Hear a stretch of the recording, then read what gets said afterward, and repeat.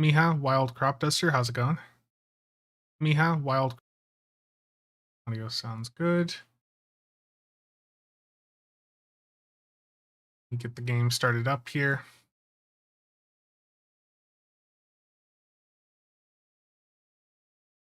Not much. Woke up a bit later than I intended. I had alarms set to wake me up at 11 and, of course, just slept right through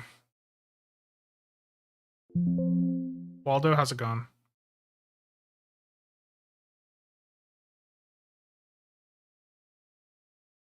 Far Cry 3? Yeah, the Far Cry games, there's some really good ones in there. Far Cry 3, I think I got part of the way through. I have a bunch of the others after that, but I haven't played through them. Tim, how's it going? Slept 2 times today? I know how that is. Okay. So for let me hop in the in-game one here. For no specific reason, I want to make sure that my characters are up to date when it comes to carrier things, just, to plan ahead for the future. So I'm gonna be going through just probably leveling up the friendship, which I got how many months ago and then just never went through and played. So I need to level that ship up because that has a trait and console on it that could be beneficial to a carrier build. And I just, want to make sure I've got all of the core components that hypothetically, you would need for a carrier. A lot of characters, you only have 2. Yeah, it's you can have up to like 61 or whatever. So I think I'm at like 59 characters right now. And then I can make 2 more. We need a Stargate Online. Oh, absolutely.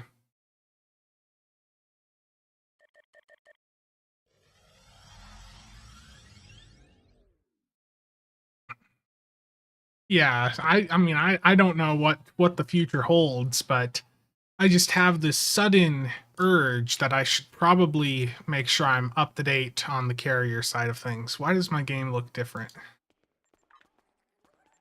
Graphics, lighting 2.0's on.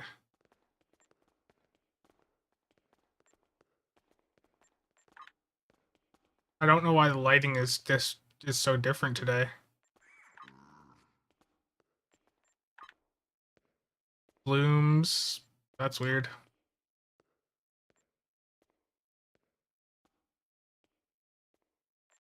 Oh, shadows are off. Yeah, that makes sense. I was doing something in demo record the other day, so that's probably what that is related to. Become the most powerful system lord. Master Replicas had a drop yesterday for the Hatok, and they didn't announce it. Like, damn it, that is one of the ships that I would not mind picking up.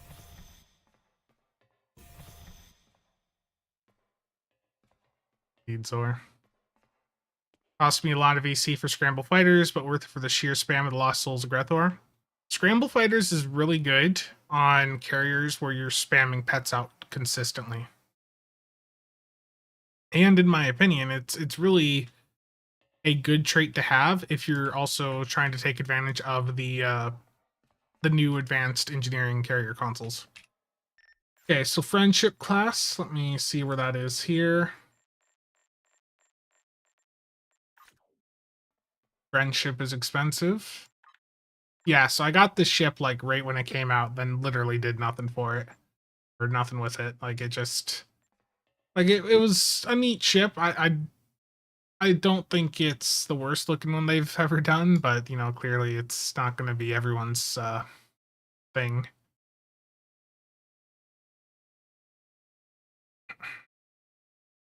Will the lockbox ship be announced on Monday? I don't know, Waldo, but I am making preparations for that eventuality. I don't know if the ship that I'm thinking of, it's either going to be like Infinity Lockbox and it's going to be something we get next week, or the information I have is way early and this is going to be a lockbox ship that ends up coming out in its own lockbox at the end of January. I don't know. But I'm just preparing. Um, Webs, how's it going? Stuka? It's going well. Woke up a little bit late, but it is what it is. Need them to drop Anubis, Mothership, or Apophis. Well, Master Replicas does have the license for Stargate stuff, so there is going to be more Stargate ships coming in throughout the next couple of years. Friendship is expensive.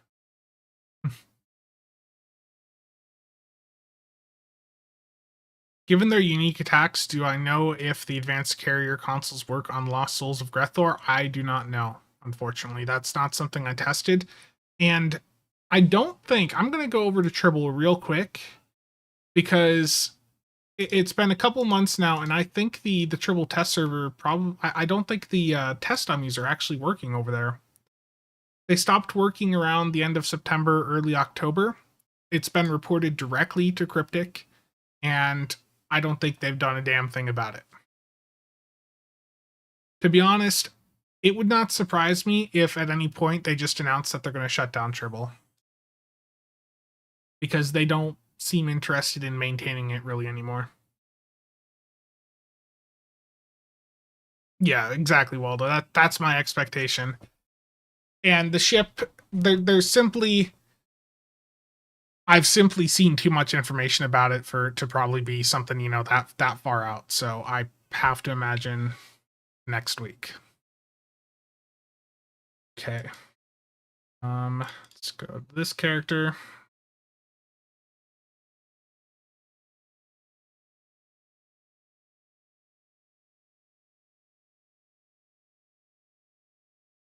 Fun thing to check also whenever on Tribble is just make sure they didn't accidentally leak something new right in the info for the ship packs. Would not be the first time.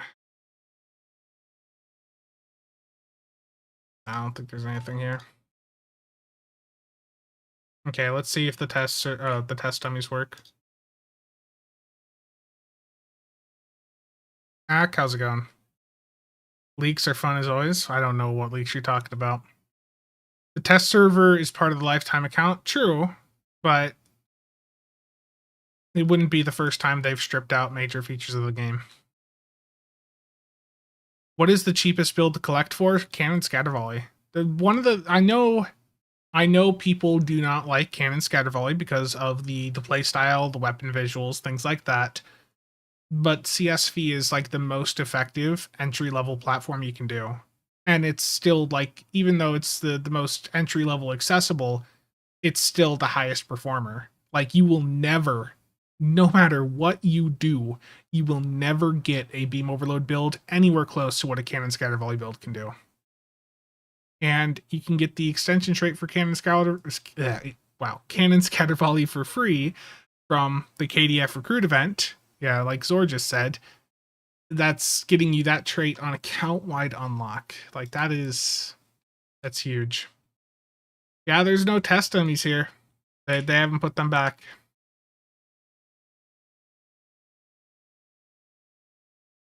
Yep, no test dummies. They broke this about a month and a half, 2 months ago, maybe even longer than that. It's been reported directly to them. I've directly messaged someone on the QA team about this issue, and it's still an issue. So, unfortunately, testing things on Tribble is not the best right now. I mean, you can still test things over there in like normal content, like patrols and all that, but the test map with the test dummies is unfortunately not available right now, and who knows when it's going to return. The whale probe leaks. Let's see. I still have the whale probe. I got the whale probe picture somewhere here. I had a few questions about about what was in the channel in my personal Discord for the no leaks here channel. So I do want to reveal that to you guys today. You guys, you're not going to be ready for this.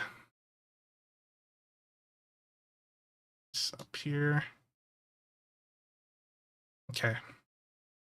No leaks here.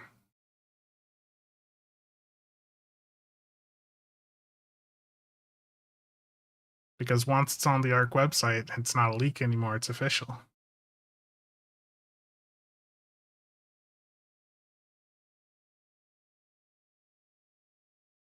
Wager. Let's see it. Terrible. Well, if John isn't allowed to work on anything, the QA team is probably on freeze too. CSV, you can do CSV on most ships. You are going to have some limitations if you want to do dual heavy cannons on some ships. Some ships don't allow it, so there is some restrictions, but yeah.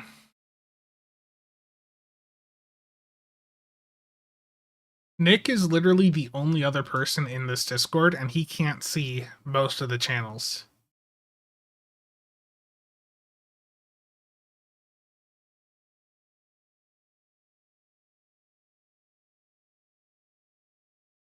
All the whale probe.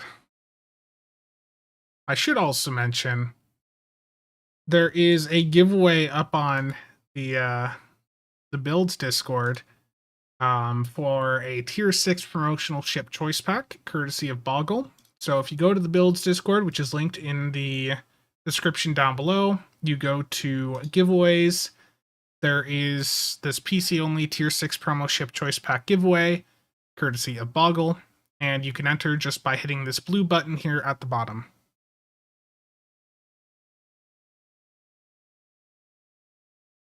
No, if a ship doesn't support dual heavy cannons, it also doesn't support dual cannons.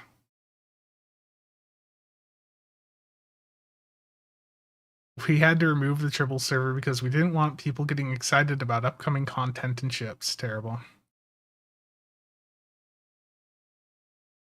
Voyager. That sounds like an interesting ship, but I don't know if Cryptic would do that. They did say that the Assimilator and the Harmony are both ships that would be more likely to have player flyable versions, but who knows when they would release either of those.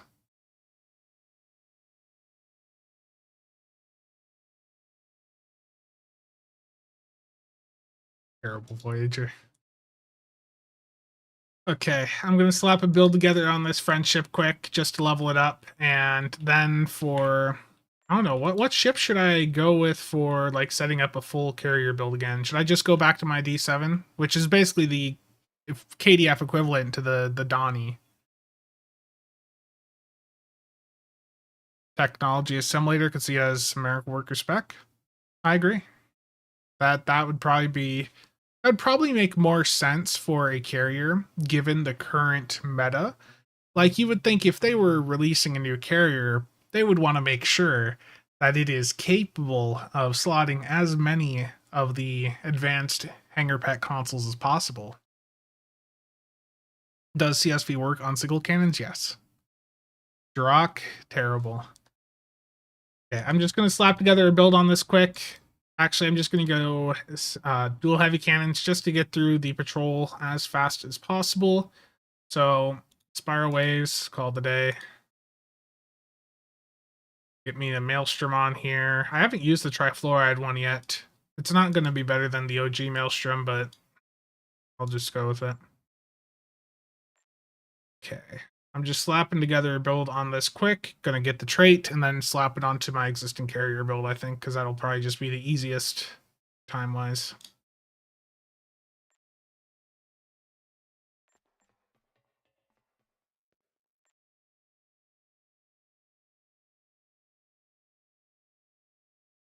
Do I not have another disruptor turret here? Unfortunate. Would make someone mad and run a polar on one there. Okay. I'm just doing disruptor isomags while I level the ship up. Afterwards, I'm going to put the correct consoles on.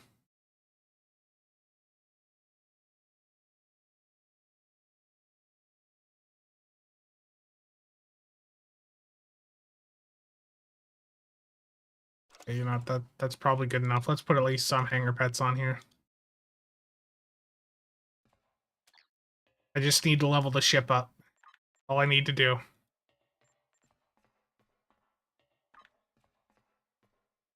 What happened to this layout? Okay.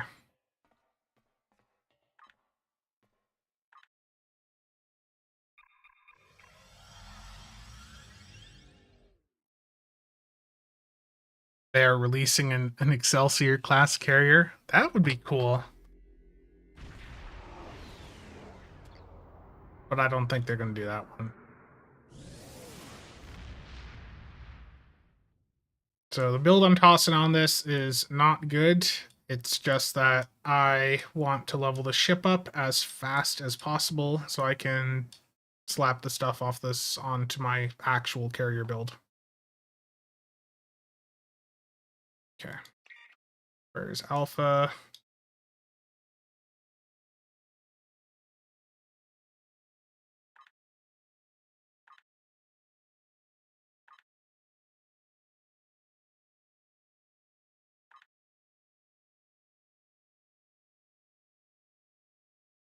Yeah, when you're setting up a ship like this, you don't have to like go too crazy if you're just grabbing the trade off of it. So that's what I'm going to do. Save loadout.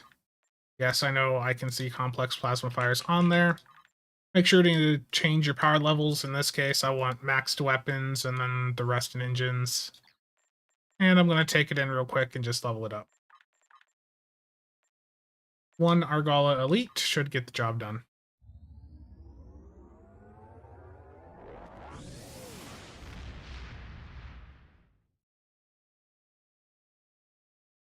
Strike wing escorts. Yeah, those are generally interesting.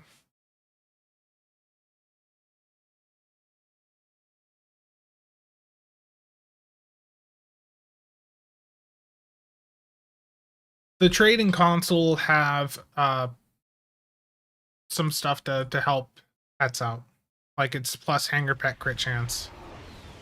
I'll take a look at it after I get it unlocked here. It's just I've had this ship for like the past how many months and I haven't leveled it up.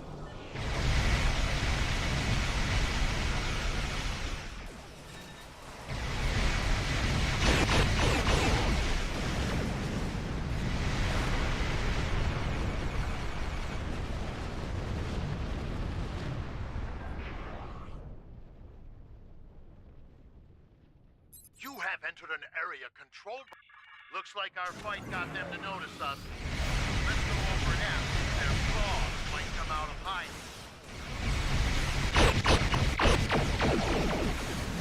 I like the original Maelstrom visuals more, to be honest. I don't think I'll probably use this one that much. Keep concentrating fire on individual ships. Separate them. Whittle down their numbers. DS Femus fired into patrol. Gotta love it. We will not go quietly.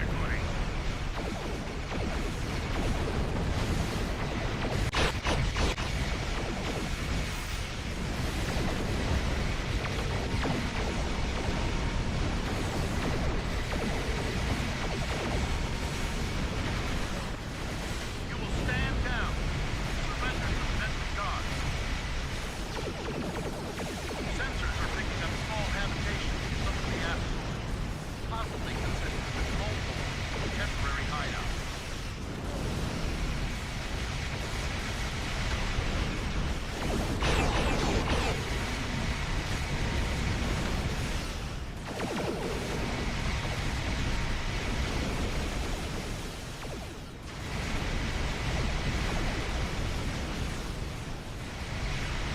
We do what we want, where we want.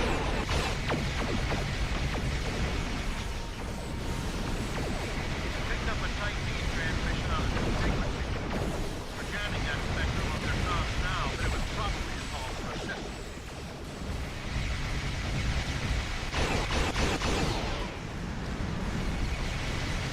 I'm taking you with me.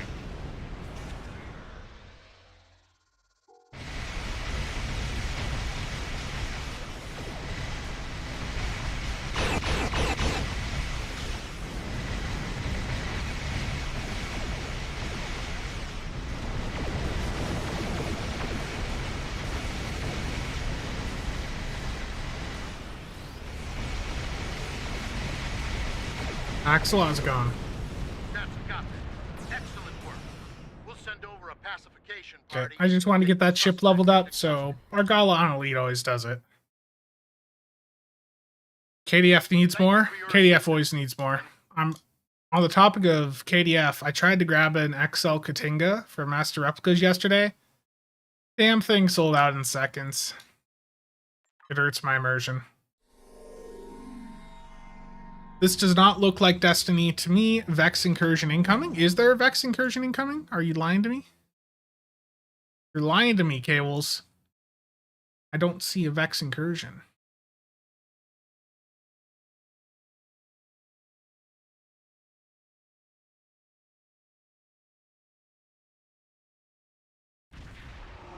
Alliance carrier console is pretty sweet for carriers. Yeah, it's nice.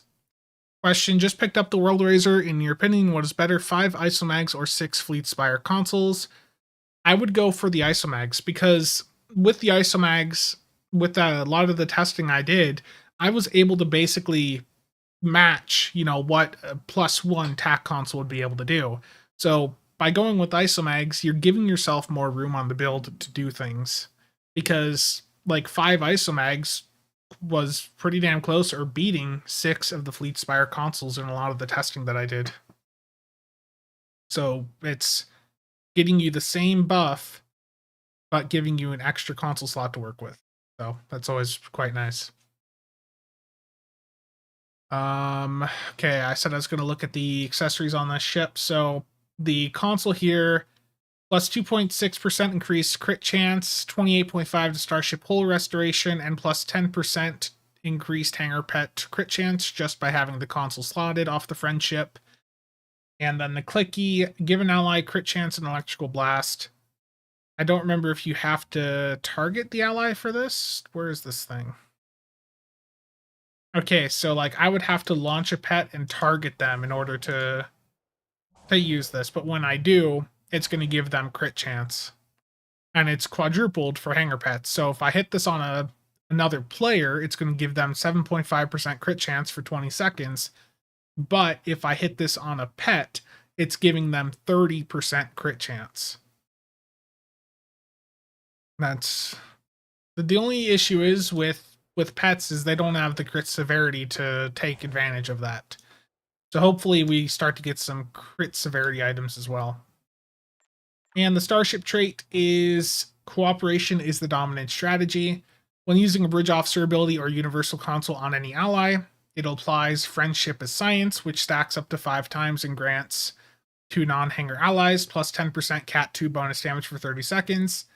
And to allied hanger pets and separated ship segments, that's increased to plus 20% cat 2 bonus damage for 30 seconds. So with up to 5 stacks, that's potentially 100% cat 2 you're giving a hanger pet.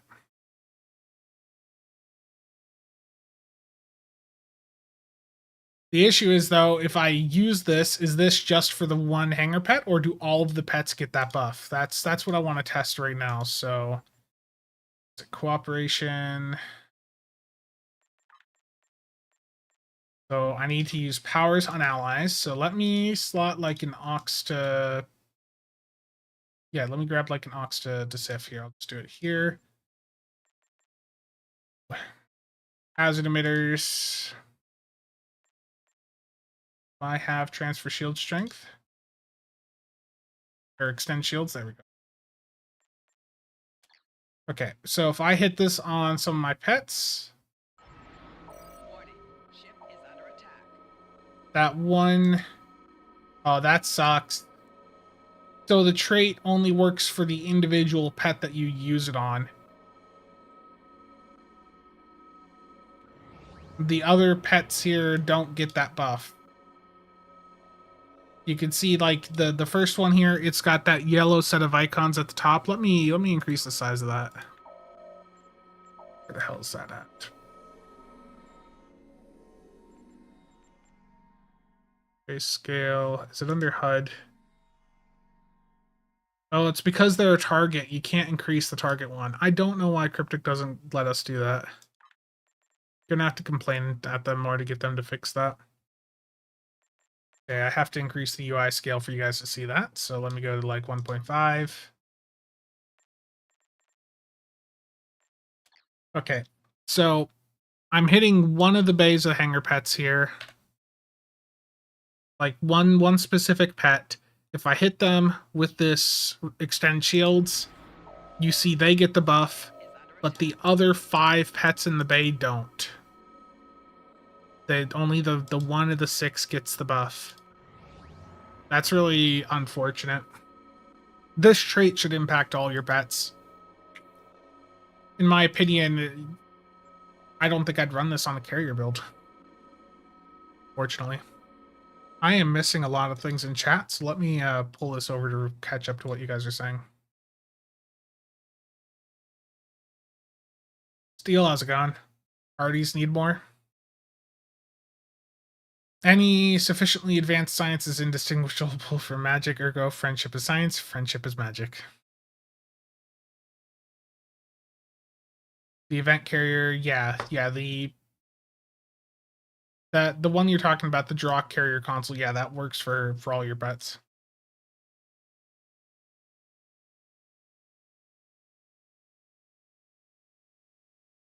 The Delkina can do a torp build. I did a torp build on it way back. So if I look up, yeah, I did a build back in 2021. It's not going to be the most up to date, but let's see, what does that even look like? Howdy, y'all. Oh wow, microphone quality sucks. Um, honestly, I mean, that build would probably. I mean, the only thing is you wouldn't do Ox to Bat. This was prior to the Grissom console being introduced. Yeah, I mean, but I think there's some Delkina builds up on the builds Discord you could take a look at.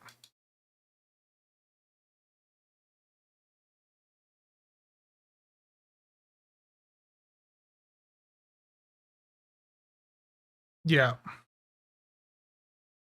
indeed. Okay, let's see. And the next thing to check too is the console off this ship. So, does this explicitly just buff one hanger pet, or is it going to buff all of them? Unfortunately, I feel like it's going to do just one. So let's take a look here. So here's the console. Overwhelm power emitters. Warning, ship is under attack. Wow, that is unfortunate. What a disappointment. It literally is buffing one of the 6 pets from one hanger bay on a 2-minute clicky console. That really should buff everything. Now I want to see if I use an AoE heal, like a rally point marker, does that get the trait to buff everything? I need to swap this one over to command.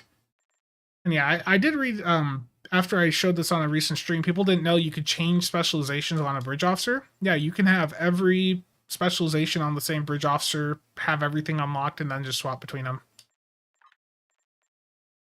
Okay, so I want to put rally point marker on.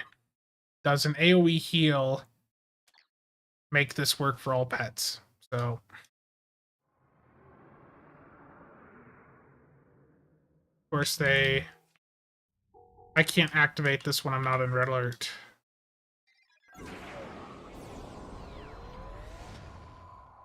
Okay, I'm gonna lower the UI scale back down because it's hard to do things with it like this.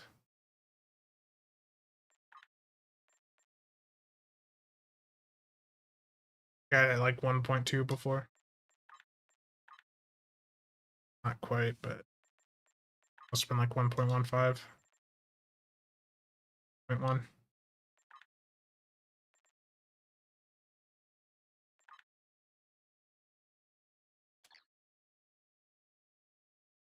I want to go test the console now, or the trade, I mean, see if rally point marker will work with it. So let me see here.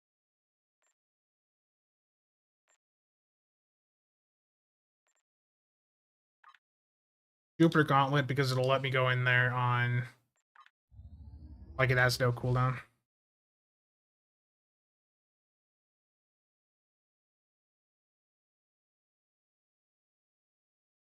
No, there's better traits to run. Yeah, that's exactly what I'm getting, like, the idea of. Cheops, how's it going? I haven't had a cup of coffee yet. I started the pot of coffee, but never went out and got a cup. That seems like a bug, seems like an oversight, because that's real bad, yeah. Anyone know if you could change the aiming box to a dot on console? I have never heard of anyone doing that over there, unfortunately. Having to select specs on a buff needs to go away. Just make it so you can select every ability if they... Yeah, that would be nice. That would have been a nice feature for, like, elite bridge officers. Not having coffee is a bug? Terrible. Concerns. Okay. I'm not going to fire my weapons here. I want the pets to spawn out so I can see if this is actually, like, this bad. The recent conflict. Prepare enemy ships swarming in near protection station Alpha. We have multiple hull breaches in our Containment breach! Evacuating all personnel! colors button.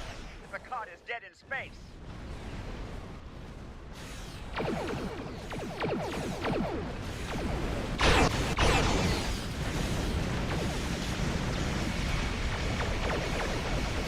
Okay, pets, come back over to me. Protector station Beta. Attack.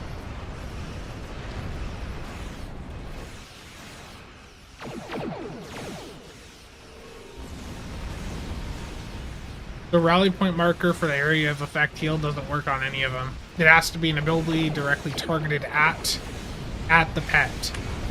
Wow. I wish I would have tested the friendship sooner because it's literally garbage. Like, it is...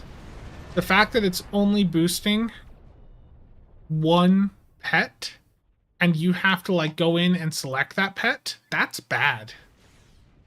Like, the passive on the console, at least, you know, is going to be interesting, but for, like, a pet build where you're doing 2 bays of fighter squadrons, the friendship accessories are just trash. Yeah, I wish I would have done this testing sooner because, damn, that is disappointing. The enemy approaches projector station Gamma.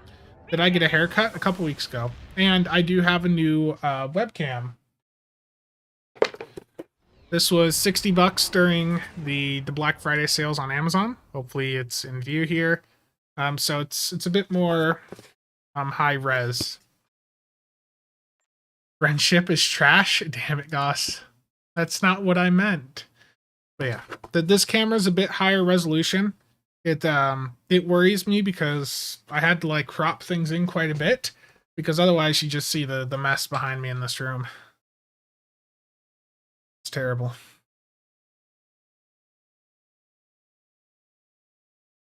No, the webcam was $60. Yeah, you can do She's a Predator on this ship, but if you're doing a cloaking focused build, there are better ships to use for, you know, most playstyles. We want to see the mess behind you.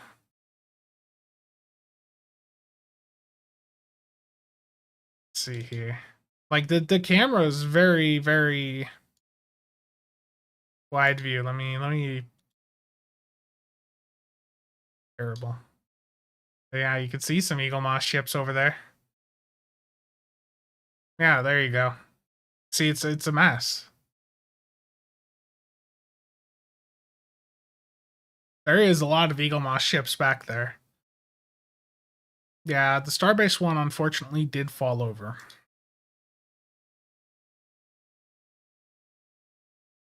Okay, we're gonna get sidetracked here. I know that this is not Stowe, but I need some gear in D2 and there's a Vex incursion, so we're gonna take a temporary 5-minute detour as I go in and immediately run to the Vex incursion site so I can get another piece of exotic gear. So let me hop back over to in-game here. And let's turn the filter back on. Filter.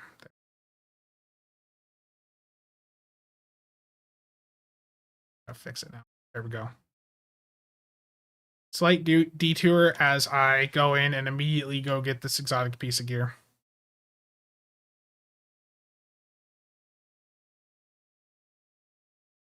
a different game blasphemy. We're gonna go back to Stowe, be clear. I really need to get some of this Vex incursion gear because it gets me nice exotics. Enhance. Want all your money back. We'll be back in Stowe. Let me put up some text here.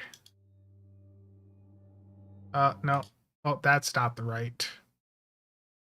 Where can I change that?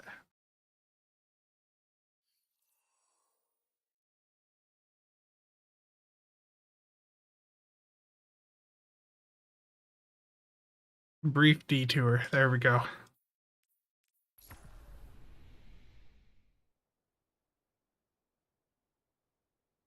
The dreaming city. An Go. awoken Escape. stronghold beyond. Why is it escape working?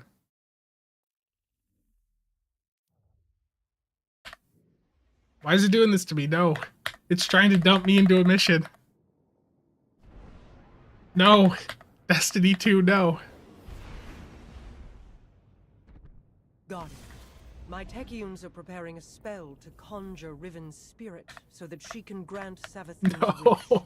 However, I just wanted to get over to the Vex incursion zone, and it's dumping me into a mission because I haven't done one of the intro missions on this I character. must call upon you to defend the dreaming city once again.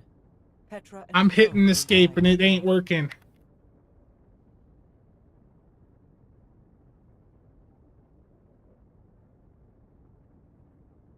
It's a brief detour as I go into Destiny 2 and try to get a piece of gear.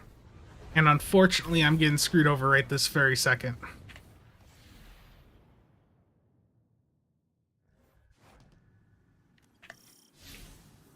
Abandoned activity, yes.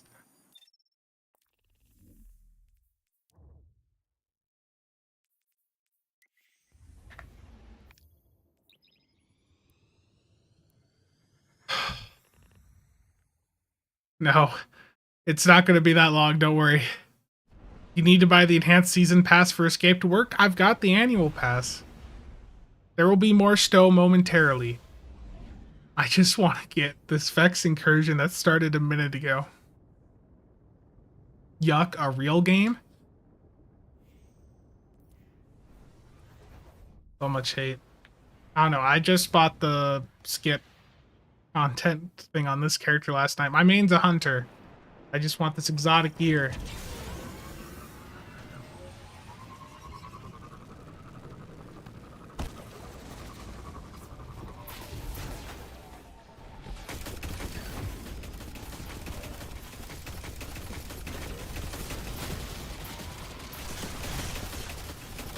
These Vex incursion events, they're just like a public event. Like a red alert, except it's a red alert that drops loot. Because other games believe in giving us loot.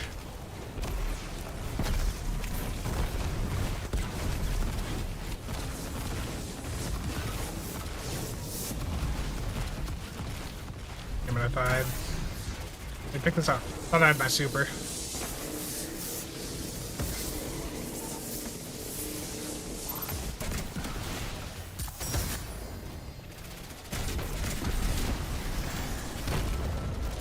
We'll be back in Stowe momentarily.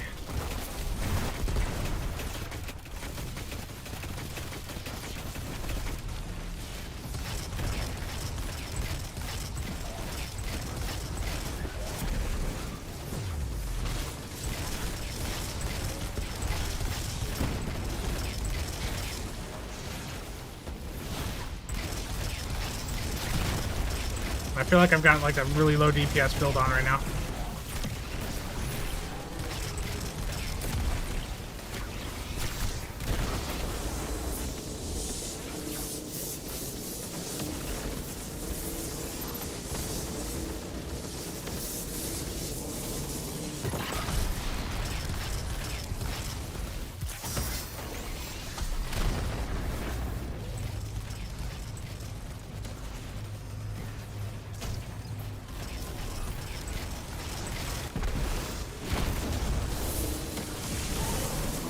Basically, for these Vex incursions, they just show up on the one map, and you have to take out the 6 Minotaurs that pop up. You have like 10 minutes to do so, and if you do it, you get like an exotic piece of gear.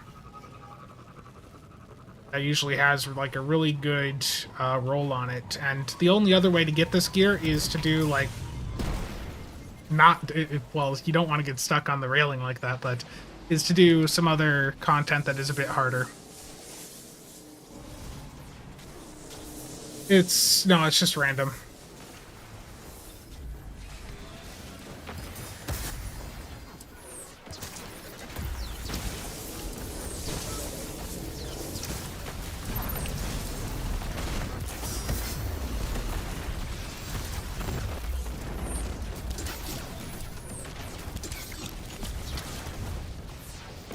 My grenade throw sucked.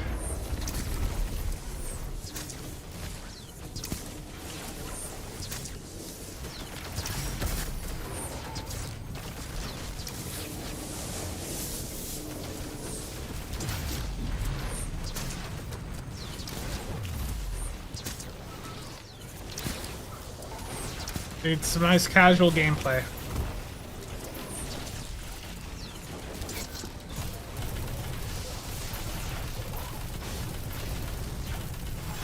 Yeah, the new and returning player experience is not the best. I'll be the first to admit that, especially as someone that just recently returned to this game.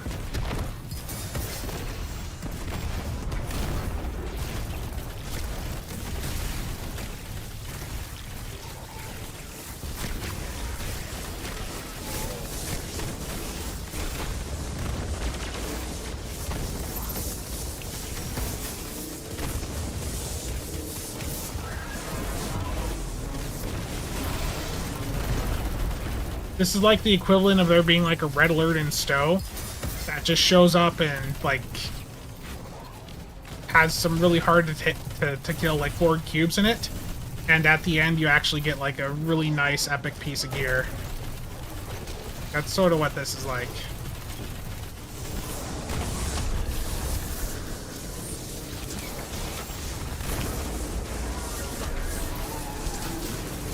One left.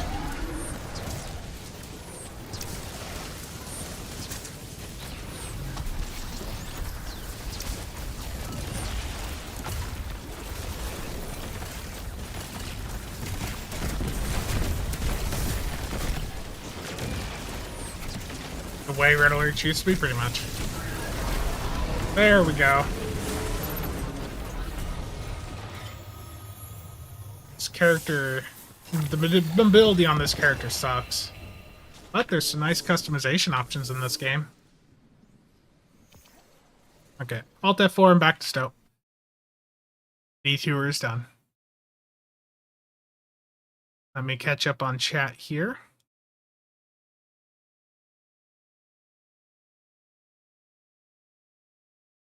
Red alarm, red alarm. I'm so far behind with this chat. I'm sorry.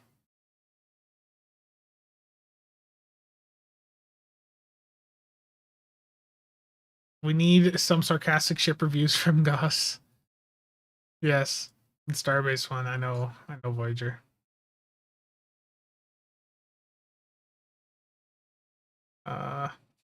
Terrible red. Psycho Chicken, on your main fed, you completed diplomacy and got an Alskin bridge officer. If I just charge him, can I get a Romulan from the embassy? That's a one-time choice, but that doesn't lock you out from getting the Romulans from the embassy. I believe the diplomacy choice, that's just a one-time thing, but you can go and pick up the Romulans from the embassy whenever you want. I'm scared. Can you even stand in acid pools for 10 minutes in this game? You can, yes. No, my main is a hunter. I run a Orpheus rig tether build on it.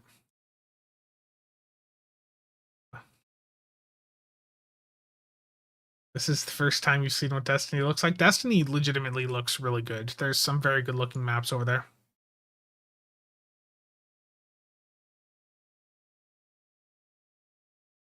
Terrible.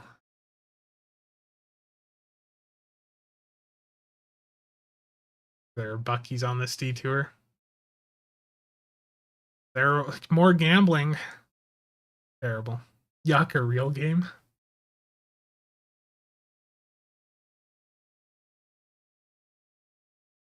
played this since they sunset the majority of it. Yeah, I had a lot of older gear that just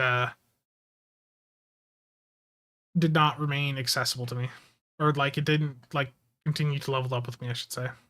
Still under Deca looks crazy different.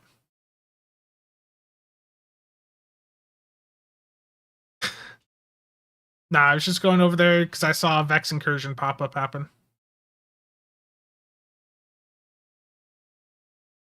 Yeah, Destiny has a lot of team content that you definitely want to have a good team for. You should just pretend this is an update to Stowe's ground combat. I've heard the new player experience isn't great. Destiny is free to play, but it's like a free to try is the best way to describe it. Like if you want to go far in Destiny 2, you need to get the expansions. Bug Hunt Elite just with Vex. Yeah. Do you still have to pay for transmog? Yeah, there's some customization options you have to pay for. Demand more D2 in the future? Well, you'll be happy to know that I did go through and record a coil run last night. I don't know if I'm going to specifically upload that coil run because I was playing like a bot, but I did go through and is it here? Let me pull it up here.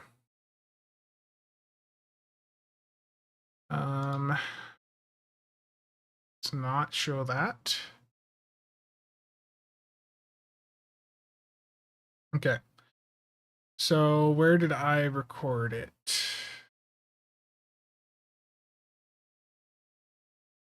Ignore seeing that. Where did this go? Damn it, it's in that folder too.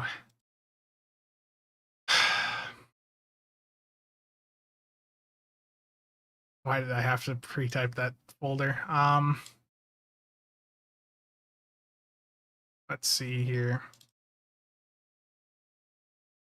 Yeah, I did record a coil run last night, so I don't know if I'll go through and like put this up as a video or something. It wasn't a great run. I played really bad, but got through coil, got the rewards.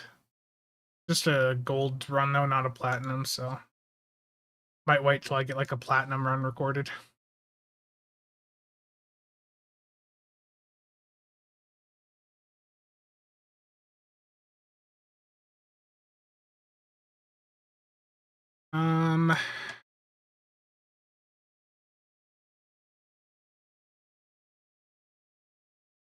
Yeah, Billy, how's it gone? You can earn a lot of exotic weapons without needing any DLCs, plus the black market dealer usually has good exotic gear. Yeah, Zur is always nice. Yeah. No streaming with interesting content not being Stowe. Serious question, if you were forced to play or forced to do a different game instead of Stowe on YouTube, which game would it be? Oof. I don't know. That's a good question.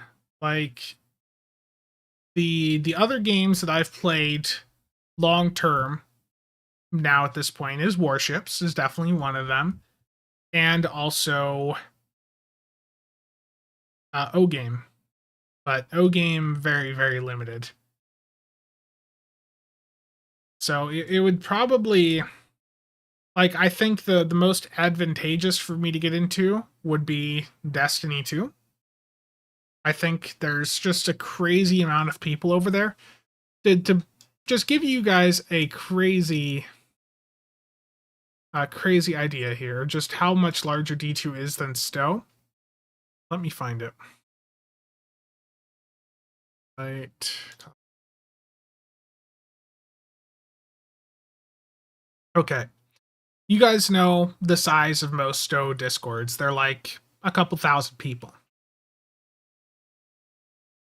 The Discord for that public event, just to let people know when it's happening in Destiny 2, the Discord for that has 167,000 people. And that's a Discord dedicated to just letting people know when an event is going on in that game. The Builds Discord has 4,000 people in it. 4,300. The Reddit Discord, let me see what that's at now. I don't know what the wiki one's at either. Let me drop these in. Does the Stowe subreddit Discord has 3,200 people. And the Star Trek Online community Discord, which is probably the biggest, that has... It's not letting me see.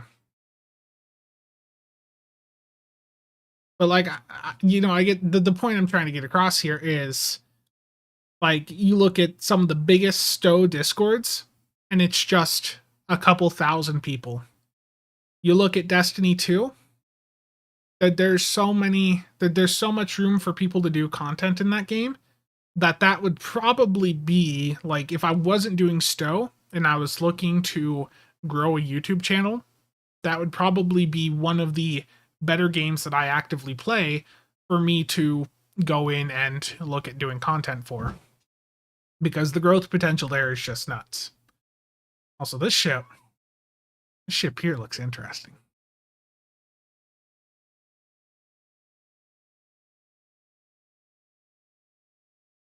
Stowe servers would melt with 160k people logging in. I feel 10 people logging in pretty much tanked the server. I could not get into SWOTOR. Starfield, I don't think that long term. It already feels like the Starfield has fallen off a bit. They'd have to get a second Raspberry Pi if that happened. Damn.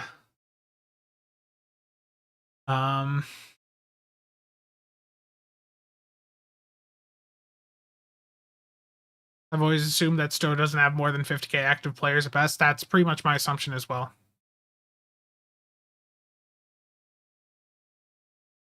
Yeah.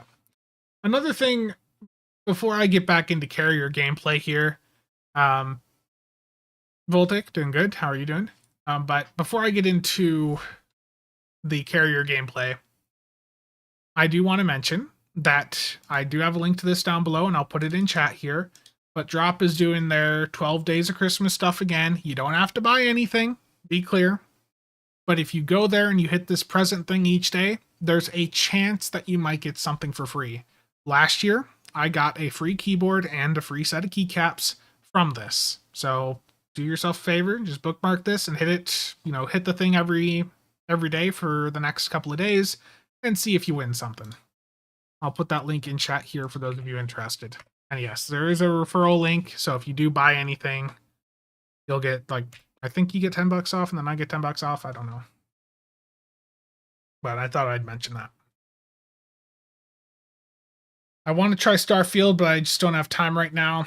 The thing is, Goss, it won't take you long to get into Starfield. Within about 2 to 3 hours, you'll have played the content, and then it'll be repeated for you.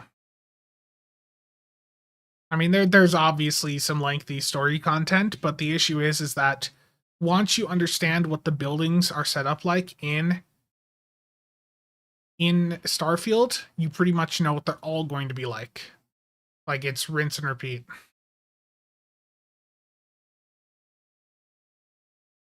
The difference, I think, between creating content for Stowe versus Destiny is that with Stowe, there's not much competition. And those of us that, Stowe has a small but extremely dedicated player base. That is what has kept the game afloat. And I think, to be honest, that's probably why Cryptic has had issues with some of their other titles that they've tried to do in the past, like Magic, because some of those things have competition. And if they try to make a game like Stowe or Neverwinter, I just don't think the modern market would accept a game just like Stowe or Neverwinter if it was brand new. Unless it was like the only thing that existed for that IP.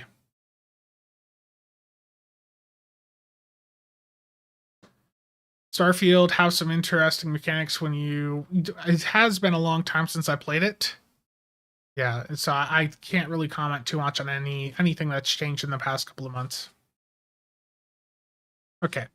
I'm going to hop over to my D7 Miracle Worker carrier.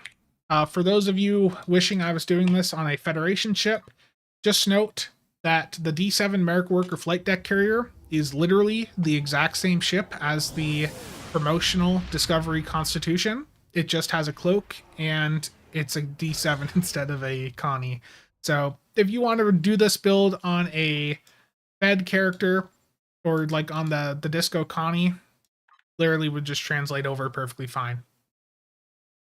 Okay, so I'm not going to put the friendship consular trait on because, as that testing clearly showed, they sort of suck. So for this carrier build, well, actually, I guess I'll drop Domino and I'll put the friendship consul on just because it does have that passive crit chance bonus. But like the clicky on, it sucks.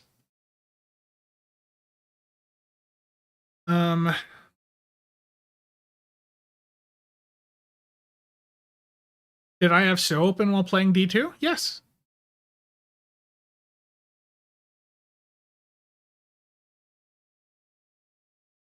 It's not an exploration game, and Todd was trying to sell it. Yeah.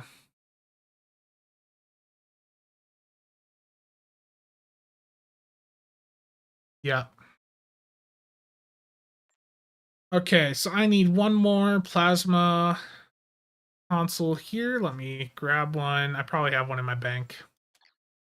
I've seen some comments recently too that I'm manipulating the market with some stuff, and I have a hard truth to give to you all. My level of activity in the game has been quite low for the past couple of months, to be honest. And I have barely posted anything to the exchange for the past couple of months. So even though I meme about like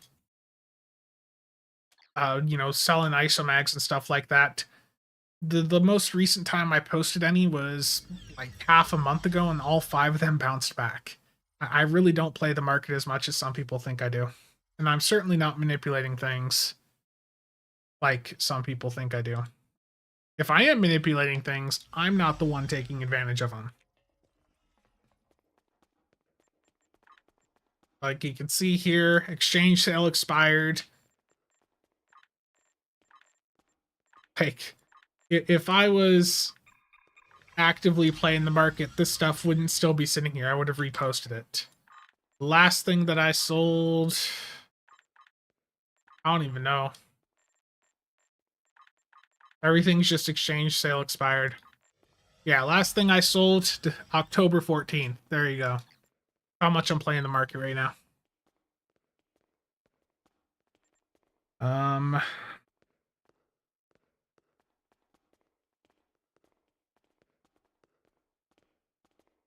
Infinite, well, the issue with Infinite is that as soon as it was revealed that it was going to be like a Stellaris type game, my interest sort of dropped off on it, and I had like the just it really clicked for me that it wasn't going to be a game that was going to market well to still players. Stellaris, I feel like the people that would be interested in it would already be aware of it. Like Stellaris is a really good game for what it is, but it doesn't have widespread appeal because it can get pretty difficult.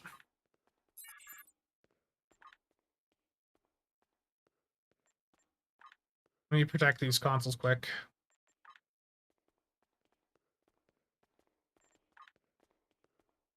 One more isomag somewhere here. Can't see it. There it is.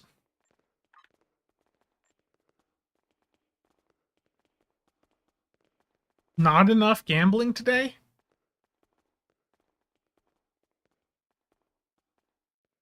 Okay. Re-rolling a console for you. You want gambling? You're gonna get gambling. It's just not the type you were thinking.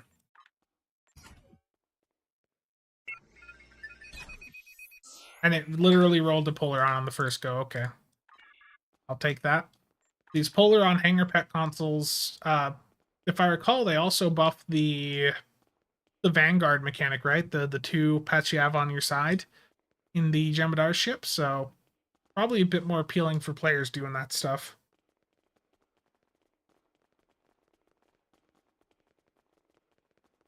Yeah, any of these consoles that have resistance modifiers, they can be re-rolled. I have no interest in having resistance consoles in my inventory. They're basically just entirely worthless to me. If you're doing PvE content, there's like no need to be focusing on resistance. You just focus on your damage output, take your enemy out before they can take you out. Okay. I apparently have a lot to reroll.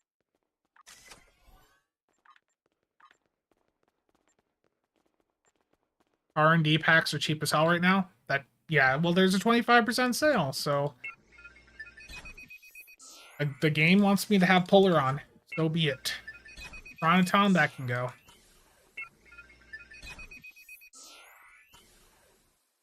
This is what you guys wanted. You wanted gambling.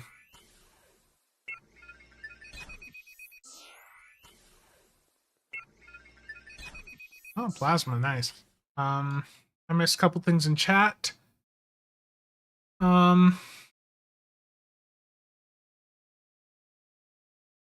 Keep manipulating that market. Isomag market, yeah.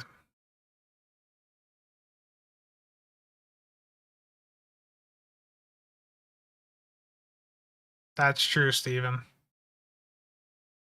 If you want to play Stellaris, you'd be playing Stellaris, exactly. You wouldn't be playing Infinite.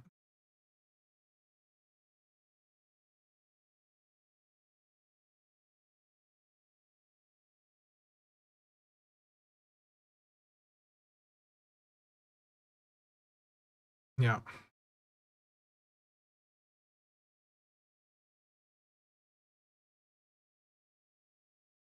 How much dill do I think I've wasted on re-rolling Isomags? At least 1 million at this point. I'm pretty sure they do God of Well, the Polaron buff wouldn't, but the Hanger Pet stuff should. It'd be like Hanger Pets. The Polaron buff itself should or will only work for you, but the Hanger Pet stuff should buff them.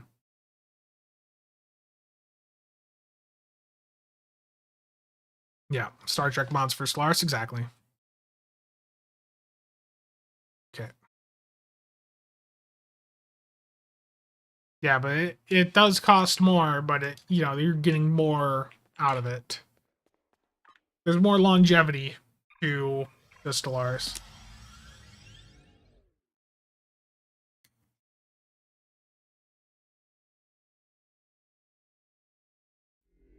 Now we're in, and I'm only just now actually getting to the carrier. Okay, let's upgrade this console.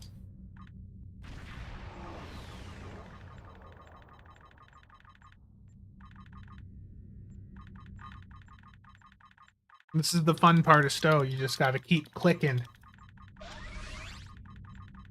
Spam them upgrades.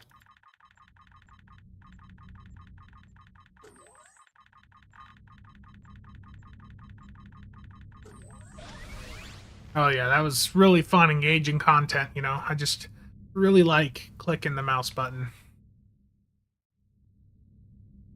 Nope, Billy doesn't matter. Just the plus max weapon power, that's all that matters for the jellyfish build. Okay. Where did that go here? Is. Yep. Okay. Cooperation can get the hell off the build because that was just terrible. So trait-wise for this build, I've got Complex Plasma Fire on because this is a plasma setup I have on it. EWC. The thing with carrier builds is you have to keep in mind that you're still needing to do damage from your ship. You cannot exclusively rely on your pets to do damage for you. You have to still do some yourself. Let's see here. I don't have Scramble Fighters on this character. I'll probably pick it up whenever I'm really bothered enough to care about it, but Scramble Fighters would probably be a good one here. Yeah, the Strike Group Command Authority is good. That's off the C-Store Hydra. Superior Area Denial, if you're running TOW Douge or any fighter squadrons with pulse cannons. SAT is just insane. And the debuff also helps. I'll do Tearing Goodbye for crit chance on myself. Universal Design's always nice. Withering Barrage for CSV, I mean, that works. I'm not going to bother with Foth Carrier synergies. And Torpedo Command and Control, I don't recall that being anything that crazy, so I think I'll just run with what I have here. So for the pets, it's really sad, the Hydra trait, and then the consoles I have on, and of course, Wing Commander. Like, if you're doing a carrier build, Wing Commander is really important, especially with the new Advanced Engineering Hangar Pack consoles. Okay, let's bring SCM back up. Let's do some content. I need to set up something with the scimitar pets. What the hell is it? The drone chips. Yeah. I need to go through and do that because that would. So those pets, from what I understand, are just absolutely slamming right now. And I do have the Talaru now on account-wide unlock from the Mud store, so maybe I'll take a look at the Talaru again, or there's also the one Romulan support carrier that can do it, right? So if we get a good Mud sale at Christmas, if we get anything better than a 50%, I think I might pick up the carrier bundle. Because having the Briostress on account-wide unlock, the Recluse, and then the Gem Dread, I think would be nice. Yeah, the Elite Drone chips have always been pretty good, absolutely. Okay. Private infected? No, what about a public infected? Let's do private. I know if I do public, people get left out. Okay, so let me pop my fleet buffs here. These fleet buffs cost a bit of fleet creds. You can pick them up at the starbase, the same room the weapons are at, but it's basically just plus 10 to science, engineering, attack skills for 4 hours. They're nice to have, but not essential. They're just a nice to have thing.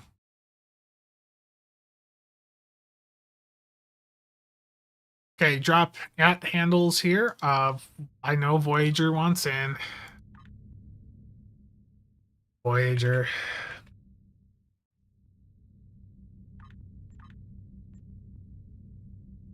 Coordinate assault.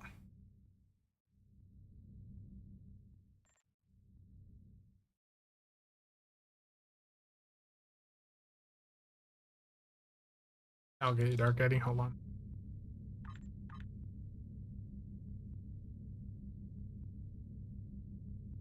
Room for 2 more in this infected. If anyone has a tank, that would be very nice. And I hear the niece slamming against the door. 2024 event campaign pick. How about we hold off on that until we see what next week brings? Because next week may change opinions for some people. But yeah, the Gorn Hunter definitely is going to be a very strong contender, but not everyone's going to be into the plasma stuff.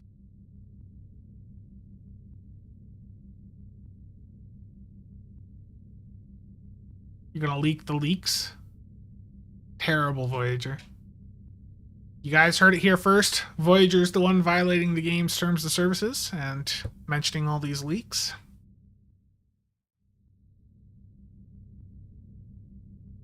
T6 Recluse. I got room for 2 more in this infected. Who wants in? That's true, Steven. That's true. Waldo and Axel, you're the last 2 in? Okay.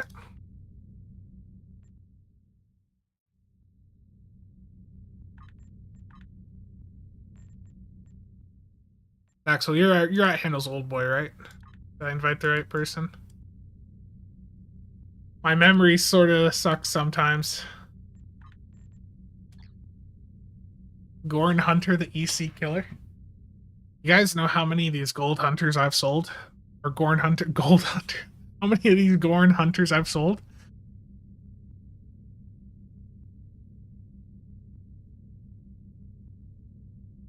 I think legitimately I've sold 0. Classic Asmon room. Gold hunters. God damn it. I can't English sometimes. I'm sorry. Gold farming. Gold hunter. I'm hunting the gold farmers. Oh no.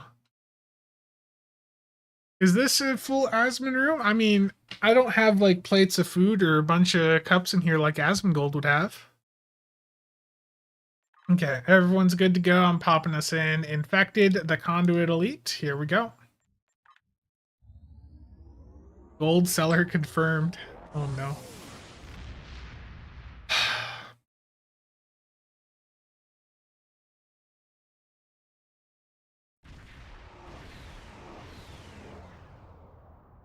The situation is grim.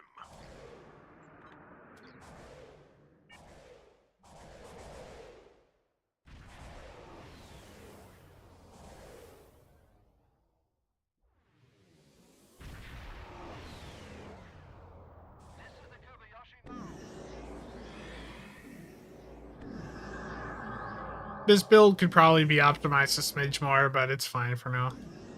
I'll worry about optimizing a carrier build in the future.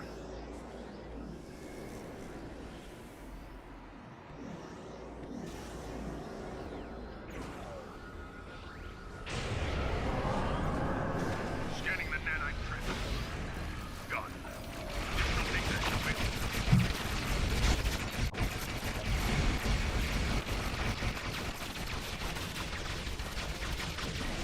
The guy's too close for the maelstroms at the side targets. The padding's a bit rough.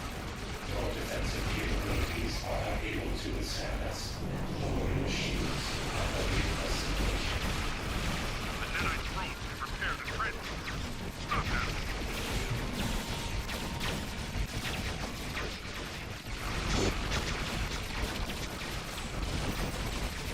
Little bit of lag. Going to the other side.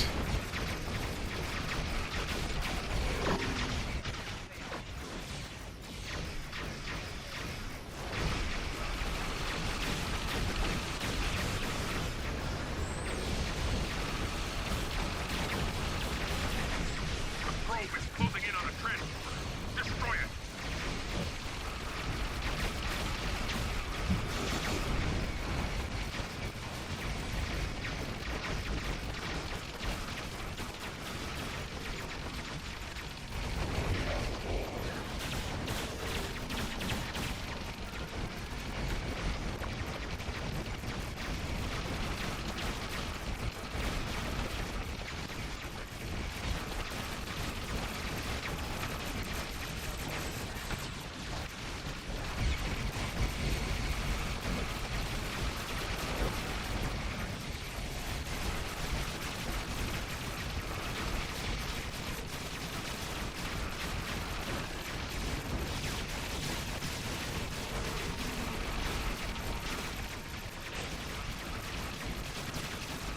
There's a Discord for the Vex incursions.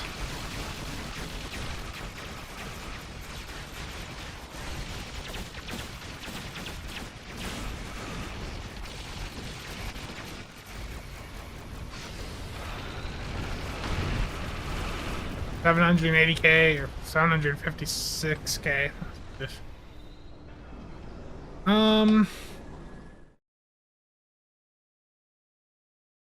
Gold hunters freaking slip. Terrible. Yeah, there's a Discord for the Vex incursions. I can drop the link in chat here for you. Yeah, I mean, playing D2 and then coming back to Stowe and just having the ability activation delay or misfires is rough. You remember like just how bad the servers for this game are. They're not good. Stowe servers and code optimization has never been a strong point. Parse, yeah, let me get it here for you.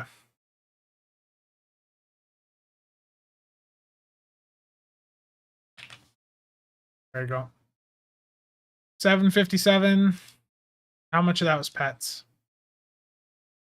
205k. The Todu's fighter squadrons did about 200k DPS. So nothing too crazy. But the fact is, like, how much the issue I have with these carrier builds is, yes, I just buffed the pets up quite a bit. But how much more would I have done if I would have had 8 isomags on to buff the other 600k of the damage, versus trying to buff, the pets, which are, no matter what you're doing, they're always going to be a smaller part of your damage. Not uploadable, yeah. I don't think Cryptic is ever going to fix that. And SCM can't be fixed, unfortunately. Good afternoon. Yeah. Good afternoon to you as well, Slinus. Is Warp Core here?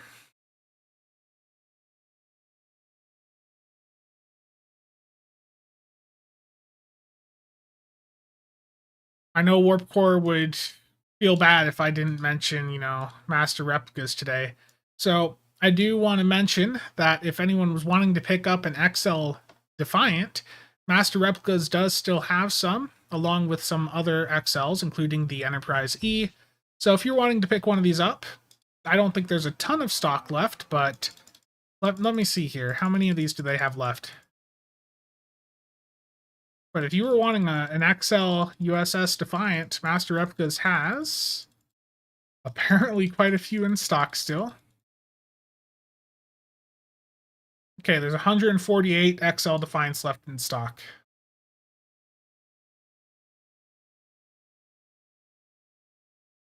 So if you want one, drop in the link in. And of course, the Enterprise J's, you can't forget. Yeah, they have lots of XLs.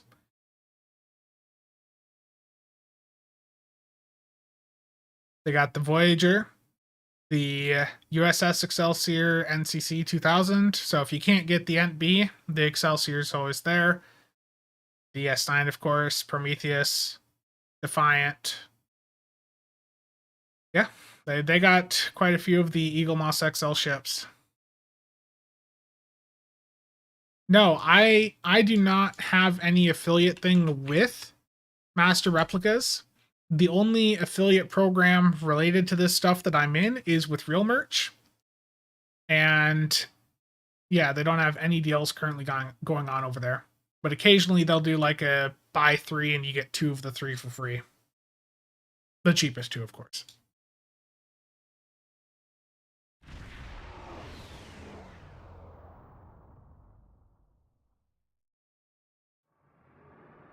Yeah, let me grab one of the XLs just to show you guys how large they are. Let me grab that. Be right back.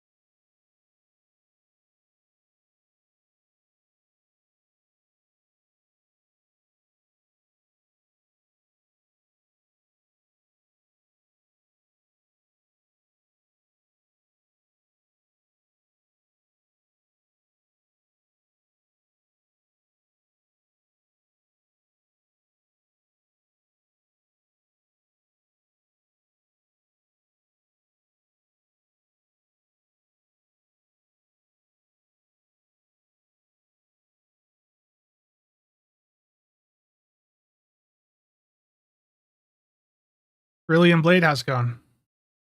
Okay. Zoom this out a bit.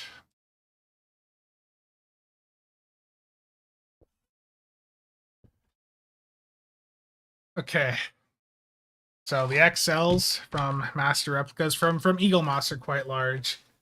Like, I think I showed this off before. The STO Enterprise F, pretty small ship. Now, you compare that to a mid-size. If I can get the box open.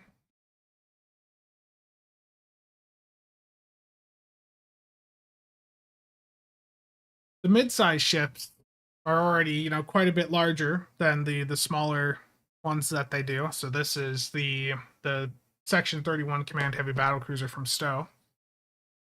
And then against the actual XLs, the size difference is crazy.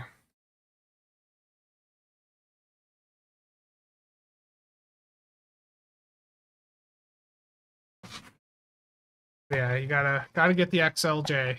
Absolutely.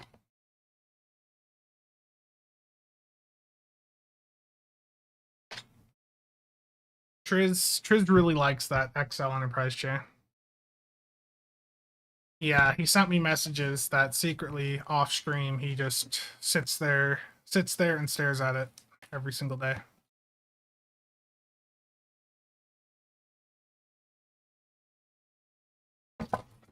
Can't fly? That'd be nice. The command ship, the big issue with the Section 31 Command Heavy Battle Cruiser is that it's got a bug mechanic. The swarm stuff on it makes it so your teammates can't really target things. This is the XL Enterprise E. Pretty large. And you can go pick one up over at Master Replicas. Yeah, very large ship.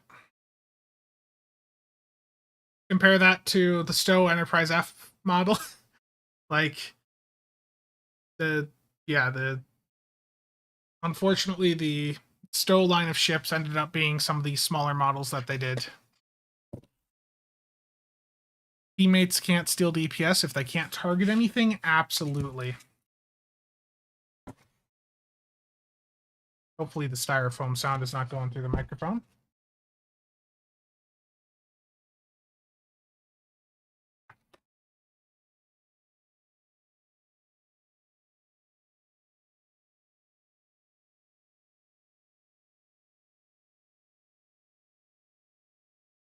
Exactly, Warp Core.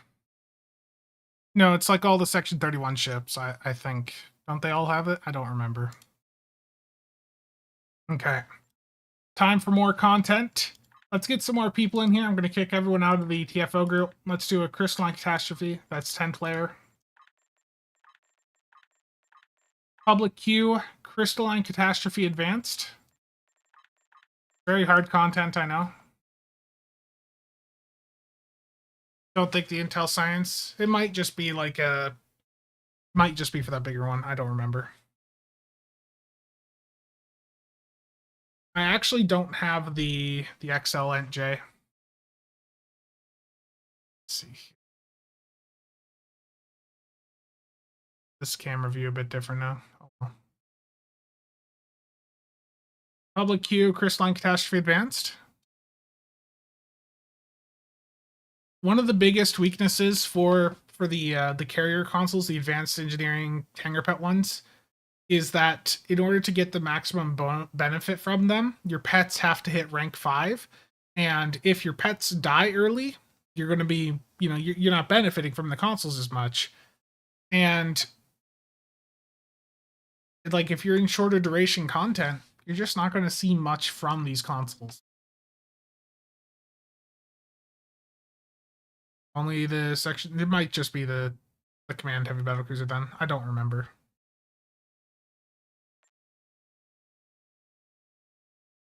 Guillotine Elite.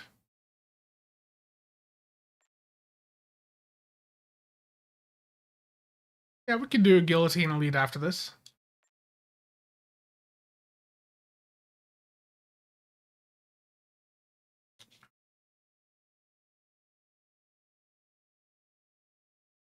Yeah, and the thing with the mines is they don't actually, they don't actually get a buff from it. They get the icon, but if I recall, they don't actually get the buff. So yeah, there'd be some issues.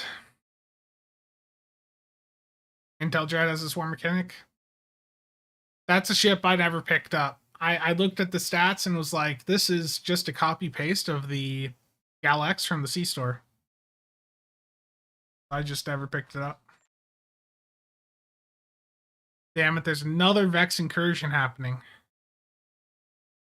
Okay, after this crystalline, there's going to be another brief detour as I go in and get more exotic loot.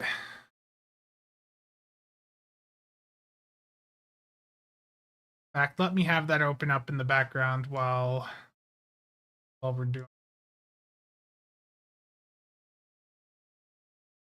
another small detour. I mean, I don't have to go over there. If you guys don't want me to, I'll stay here and go. But I've had people say they want to see some D2 gameplay.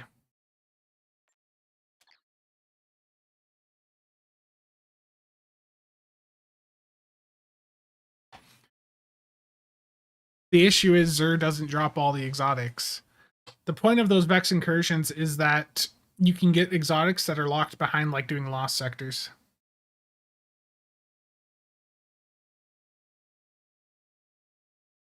Is this crystalline going to go? EFO loading. Yeah. Well, while the crystalline's loading, I'm just going to get this popped open.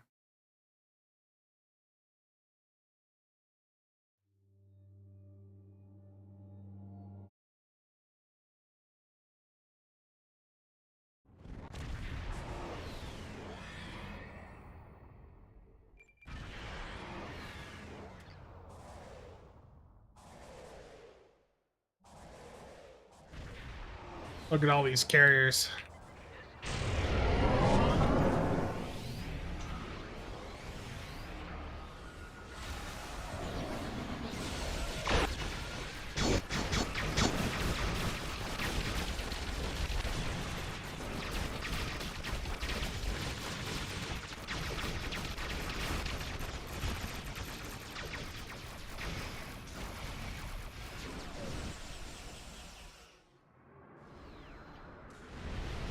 Look at the lag of that, even the animation.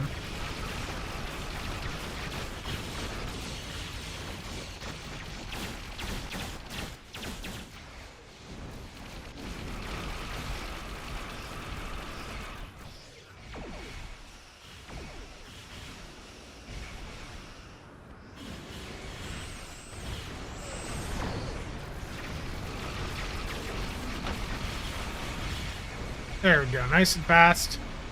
Second place. I'm gonna have to put some healing on before we go into a guillotine too. Okay, let's get that Vex incursion out of the way.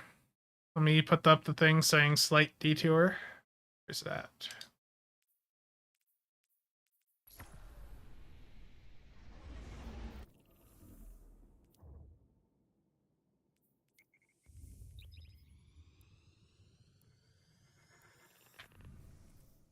Bring out a handgun.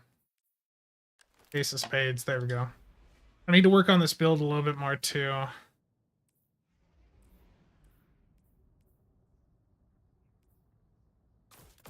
think the healing rift would probably help me out. Just couldn't keep up with D2 anymore. Iron Heel, how's it going?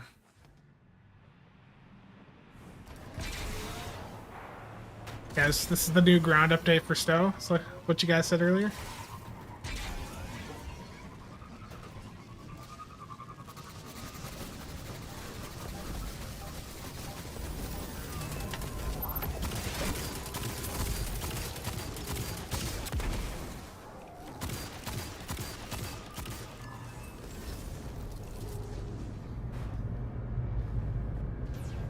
I do want to see the new Godzilla movie. Bridger was sending me some stuff about it. It looks interesting.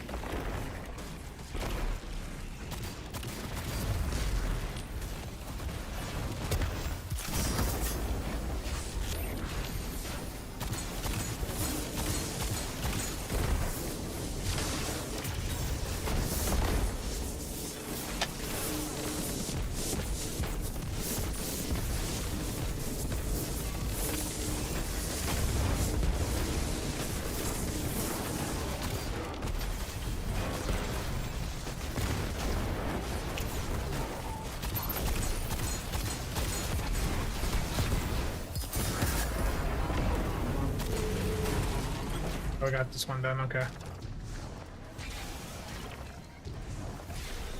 I like Ace of Spades. I've got the catalyst for it too, so I mean, it works pretty well for me, but I usually use Wish Ender. I just find that for most content that I do, that generally works a bit better. But it gets a bit annoying to just, you know, go in and do the like bow draw animation.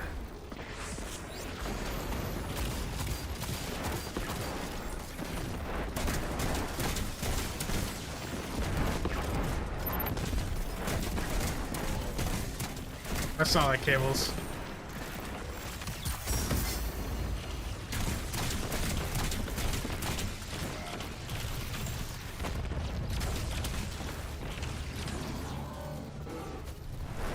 Thorn also looks like it's pretty good this season, especially if you get the catalyst for it.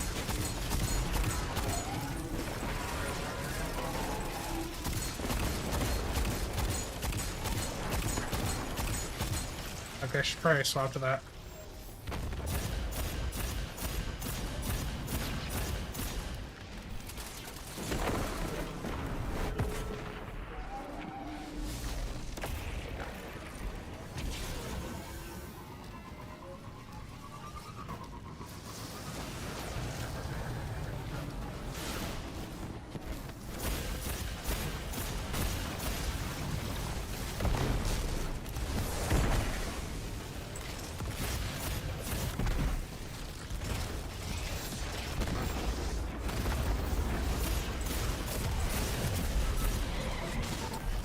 Need some of the Minotaurs to drop so we can take the shields down.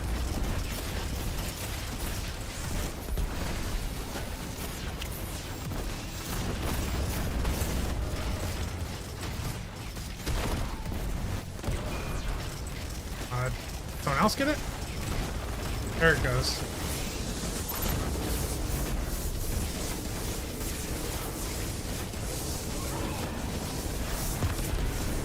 Basically, you have to take out the Minotaur so that you can get the arc things to take out the shields on the targets. D2 channel now confirmed. I saw the Vex incursion pop and I just need them exotics.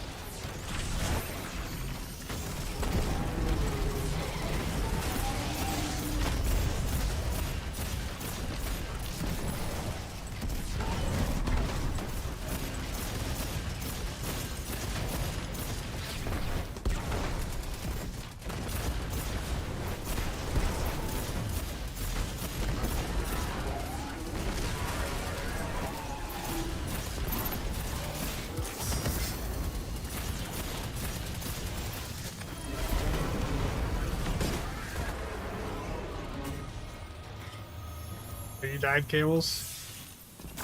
Terrible. I don't know what I got. Got a bad stat roll. Okay, back to Stowe. Guillotine Elite time. That last second.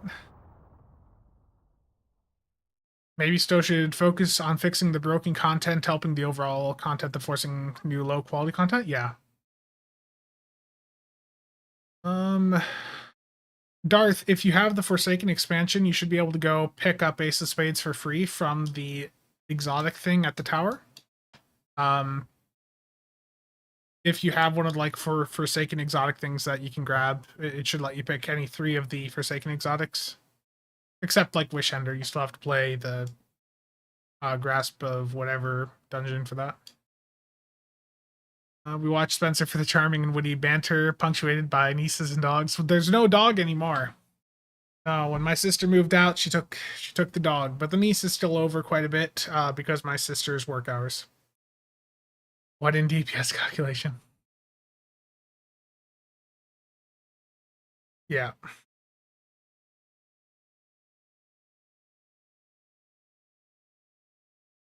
D2 DPS means nothing. I'm ready to try. Okay. D2 YouTube videos when? I've got one like recorded, but I think I'll we did a coil run last night, Cables, Robin, myself, and I recorded it, but I think I'll wait till we get a better run in. Like get a platinum run recorded. Okay, let me put some healing on this build, otherwise I feel like I'm gonna just get just destroyed. So let's see. I think I'm gonna drop one of the. Oof. I need to drop one of these consoles to put on at least Valdor. I'm gonna drop one of the Hanger Pet ones and put Valdor on.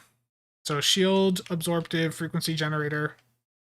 Just because I feel like I'm gonna need the survivability. Terrible, you did not tell me you were recording. Yes, and then in the first 10 seconds you're dropping like F-bombs. Like, damn it. I didn't know if I was gonna use it. It was so. As soon as I was like missing all my shots when I tried the rocket launcher, I was like, yeah, that's probably not one to go up. Okay.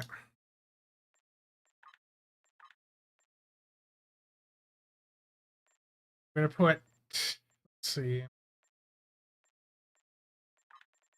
Mute the F words. Terrible.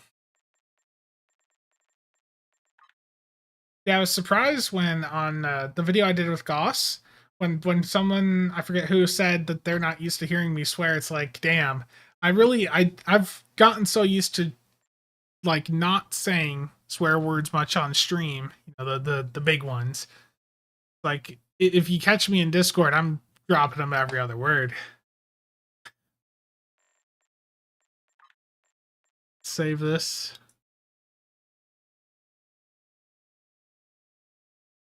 Okay, so I'm going to stick with the rare Toadouge, and we're going to queue up for a Guillotine Elite public queue. Here we go. I believe.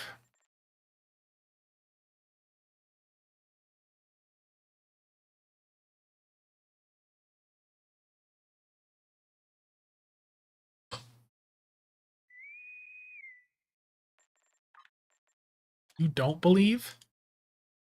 Terrible.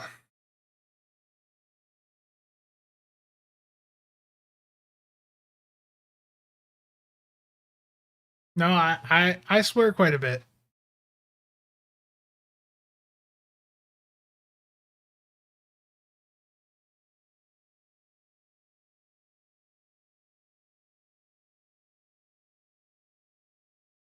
It did pop. It just takes time.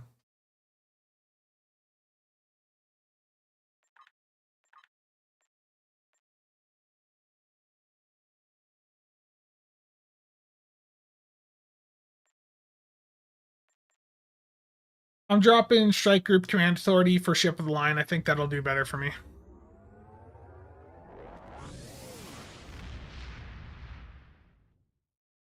Terrible cables. You're not supposed to acknowledge that. How dare you expose me? Swearing, how terrible? I know. Don't tell Triz.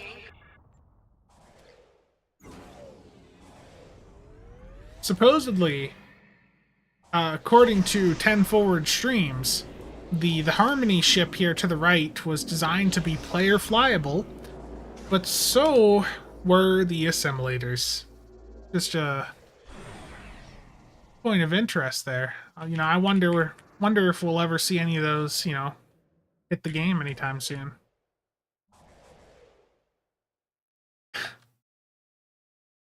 Could you imagine Triz sitting in voice chat with us, like while we're doing like a raid or something?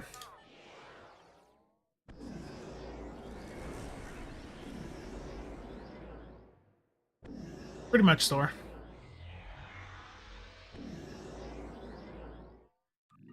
So with Ship of the Line, you can build up stacks during prep phase, which I should have been doing sooner on.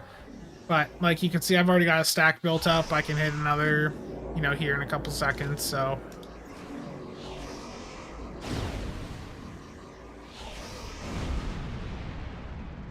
yeah, Triz wouldn't be able to handle it.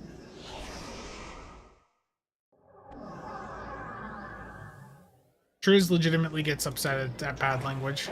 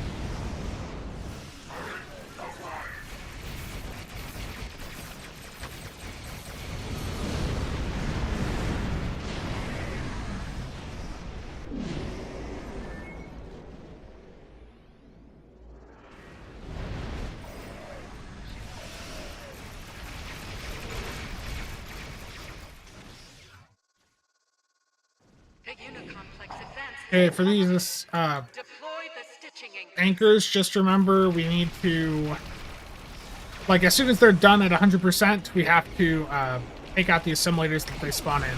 Otherwise, we fail.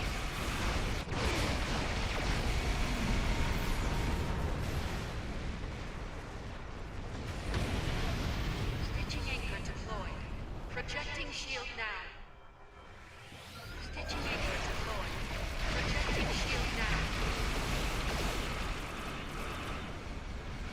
Stitching anchor deployed. Projecting shield now. The Maelstrom Trifluoride is cool, but damn, the visuals on the original Maelstrom are just so nice. The blue photon-esque torps that they shoot out. I don't think I'll really use the Trifluoride ones much.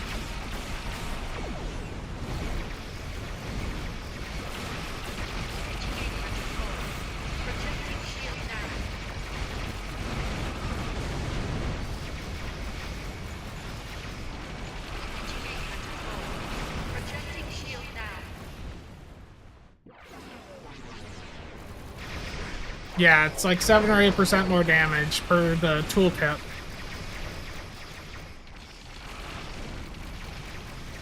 And I think the original just visually looks better. And I know not everyone cares about the visuals, and it's weird to hear me saying anything about visuals, but I'd rather have the blue like photon-esque torps than,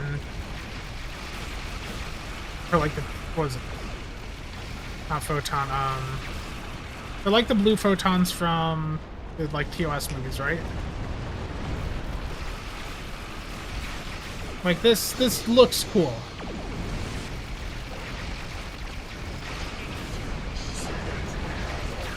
Okay, there's a assimilator somewhere. I'm looking for it. Stitching anchor 1 shield is fully energized. Here it is. I got it. Disabled. Redeploy it. Shield fully deployed. Stitching anchor 3. Force field connected to the overload or warp core combat. Beware. Destroyed a Borg assimilator. Well done. Confirmation. Escaping Borg assimilator has been destroyed.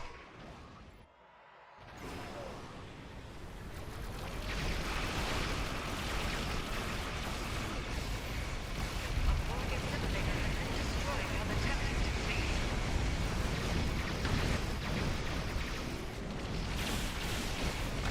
Stitching anchor 5 restored. Projecting shield now. Stitching anchor 6 is fully energized.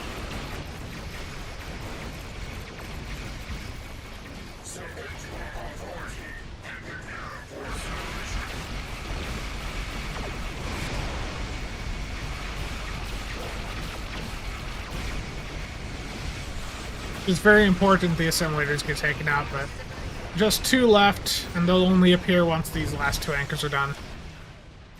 So let's clear the mobs around them.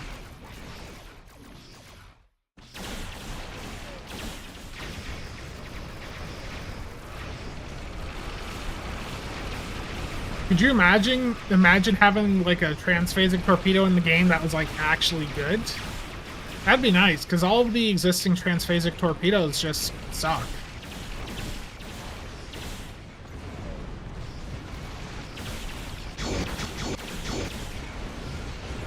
Like, the Torp Spread 3 Maelstrom is just so visually immersive. I just don't see myself using the purple trifluoride torpedo. It just doesn't... It hurts my immersion.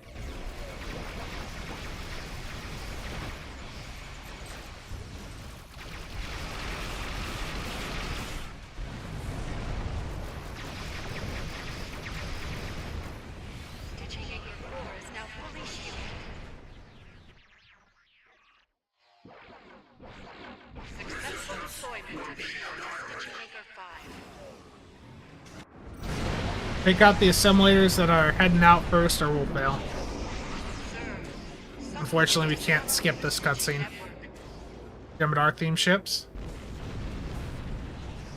should be 2 assimilators, or is it just... Yeah, there's 2. On the sword of destruction. Destroy them both to stabilize the network. Something just slammed me there.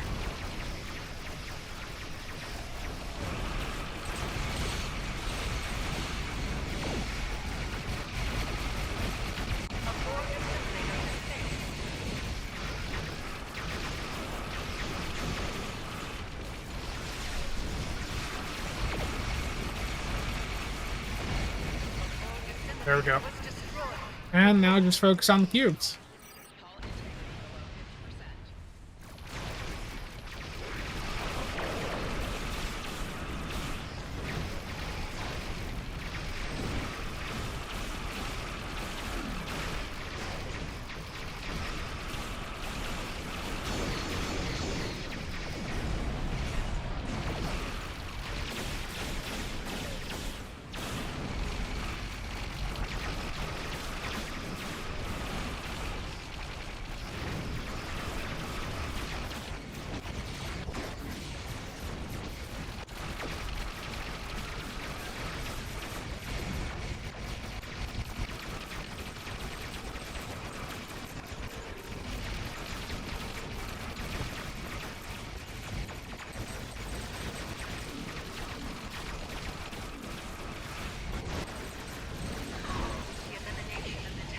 50%. There we go.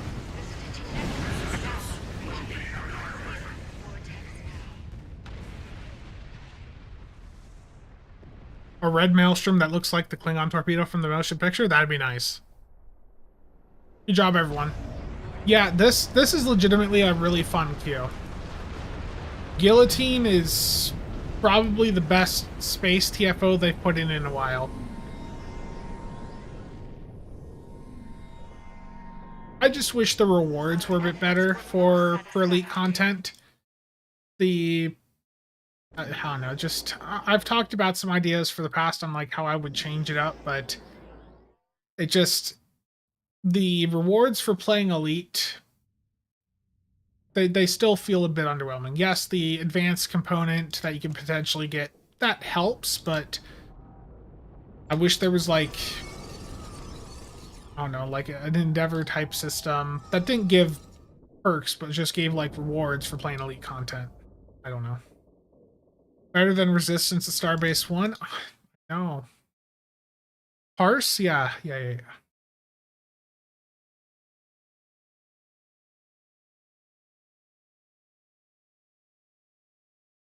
Apparently having a combat log file that is 520 megabytes is not helping. Old boy, I had you at 93k. Yeah. Especially given the market saturation.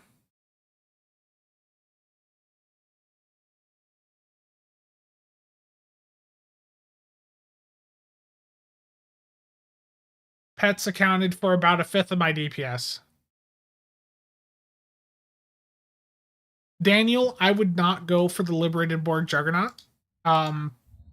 The reason I say that is because that is one of the cheapest lockbox ships you can get on the exchange. If you pick that from the event campaign, one character's getting it. And it is the least... It's not a bad ship, it's just that there's a lot of supply of them. So let me beam down to ground and just show you the market.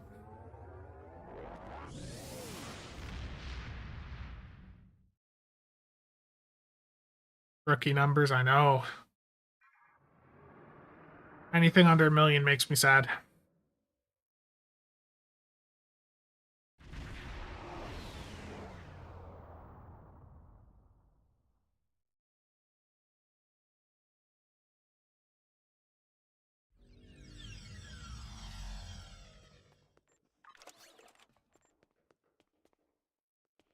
$465 million, you said? Search Juggernaut. Yeah, so 465 mil. You know, take a look at the promo packs right now. They're on a 25% sale. So you can get a 4-pack for 600 Zen or $6. Okay? What are those promo packs going for on the market right now? 26.5? So it was 465 divided by 26.5. Well, realistically, you could probably put them up for 27 per, which means that a 4-pack is going to get you, well, what is that? Like 108 mil? So basically, the issue with picking the Borg Juggernaut is that it is a ship that you could go in and pick up for under 30 US dollars.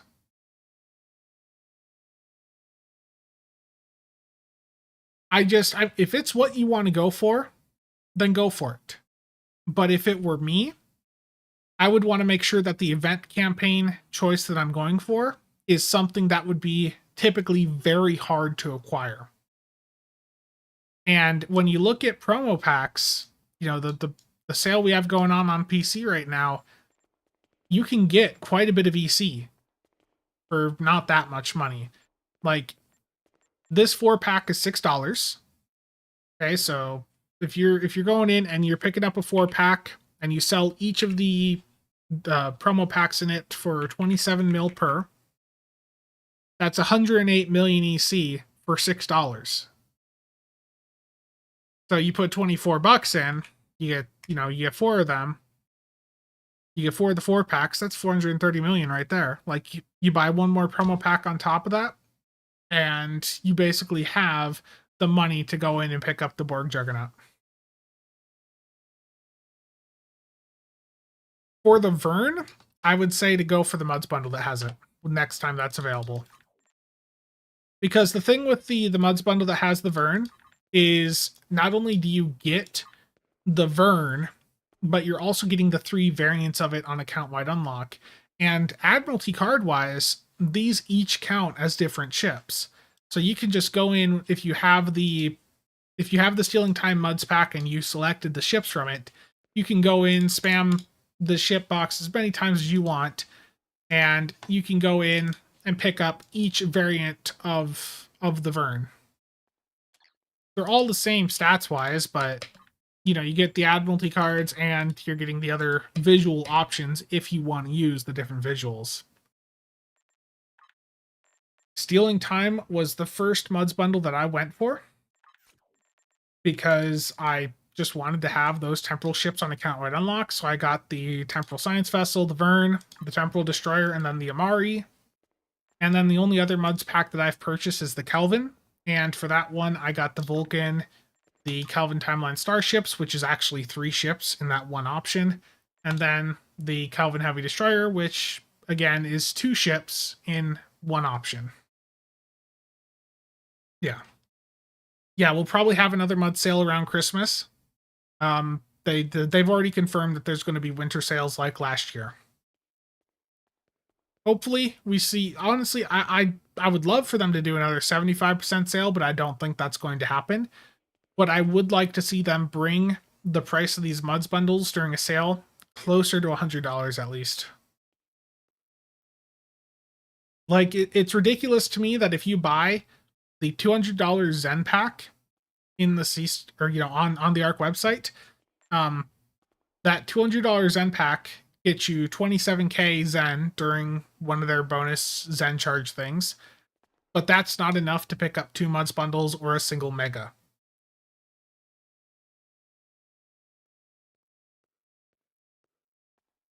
Greg, how's it going?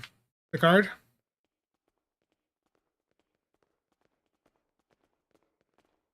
Have you become a whale getting all the packs? I mean, I think it's just the inevitable thing for people that do play this game long term, is you're collecting. Like, that's one of the main points of this game, basically, is to collect. I don't want to buy the Mega Pack. I'm just saying, what's the single best Zen Store T6 ship purchase for energy weapon builds if you don't have any other Zen Store ships? Well, if you're including Legendary, then obviously the Legendary Battlecruiser bundle.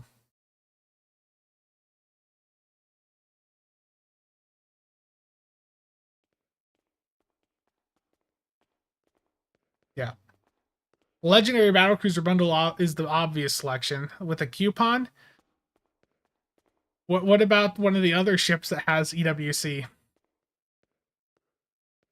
The Karak or the Morgu. But yeah, Hydra definitely would be a good option. Um, Cardassian intel carrier for Calm is always nice. ETM is cool if you're going to be using a build that would benefit from it, but I don't think universally every build needs to have it. Should event ships come faster to MUDs? Absolutely. It's ridiculous that it takes 2+ years. Hydra versus Bozeman versus Cyclone. The Hydra. The Hydra is what I would go for because the Hydra is fleet grade right out of the box. You don't have to go and upgrade it further. Aside from T6X and X2.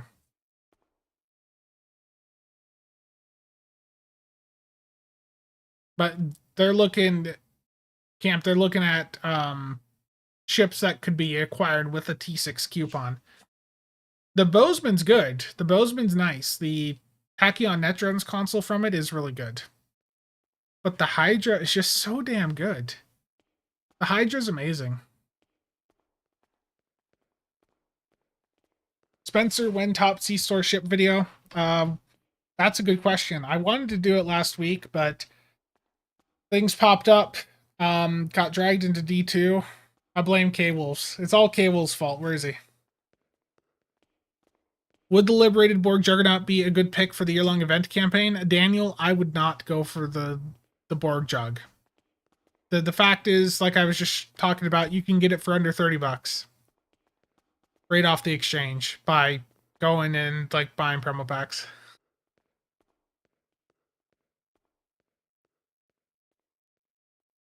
Terrible cables.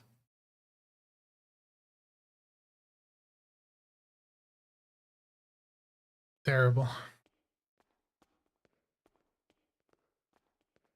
The Borg Jug, it's not a bad ship, but definitely I would just try to get it with money or EC.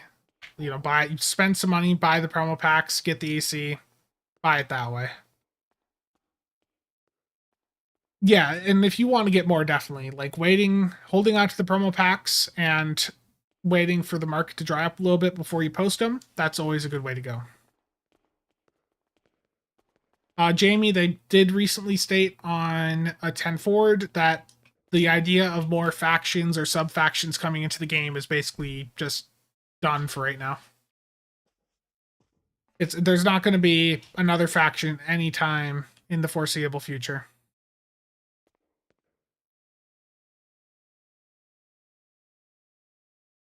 Could wait for the 14th anniversary bundle, which may have ships that can be... Yeah, well, they're going to do the same thing with the 14th that they've done with the past couple, because they've said that that works very well.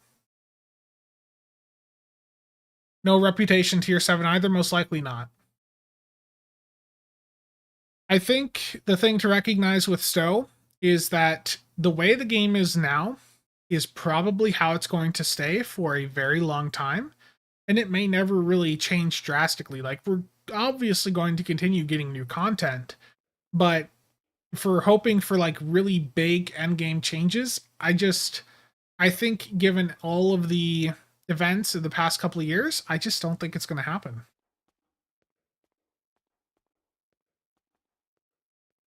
Promo ship for next anniversary bundle. I don't know what they're going to do ship wise.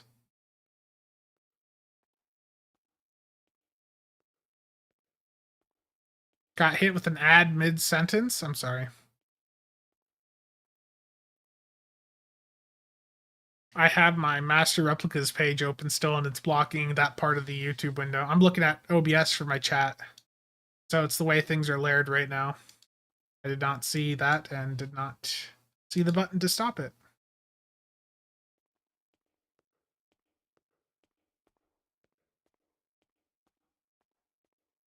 Yeah, the low B value is insane.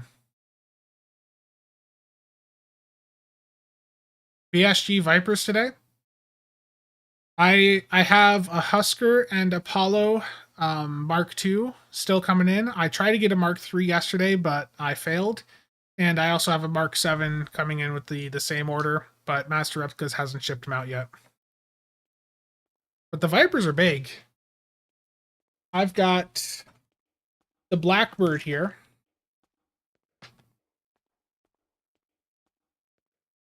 Let me show this quick.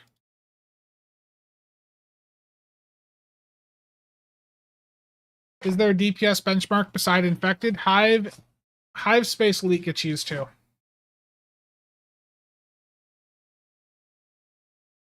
The Blackbird is about the same size as the other Vipers, so it's pretty large. Like all of the BSG ships are basically like XL size for the Star Trek ones. Yeah, this is the Blackbird. It's got some nice detail on it. I don't know if you'll be able to see it on the camera, but they did even include like little signatures. Yeah, you can't see it with the camera and the lighting, but they did include the signatures even on the detail of the engine there. Yeah, it's a pretty big model. Master Replicas had a really good sale over Black Friday too. The buy 3 get 2 free. So you put 5 items in your cart and you got the cheapest 2 for free. And they had basically all of the BSG ships in there.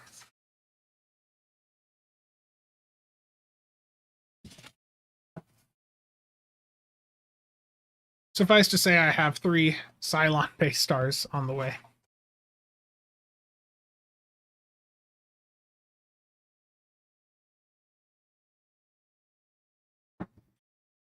Because selling 2 of the modern base stars will completely cover the cost of the order for the other 3.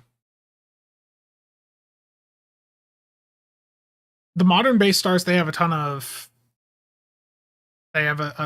supply of. They have several hundred. Gould Hatak. They'll make more. They have the rights to. I wish token on +1 after 4 weapon. Must have a big house to have room for all those models. I don't have any room. I bought some shelves the other day to put up on the wall, and I gotta figure out where all I want to put those. No one wants those new base stars? Terrible. Say we all. I really like the BSG ship designs. Yeah.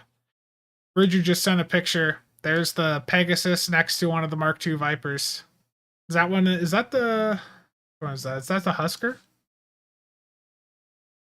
Yeah, it's a Husker. Nice. Yeah, they're really decently sized. I think I heard something about like a BSG reboot, but I hadn't seen. I haven't really looked into it much.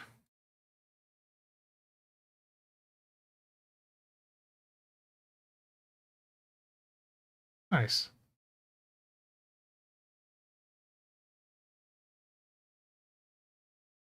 Okay.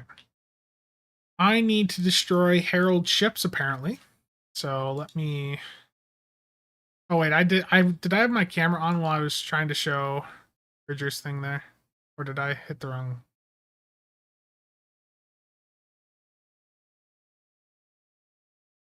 I just had my face up for the past couple minutes. It looks like I did. Damn it.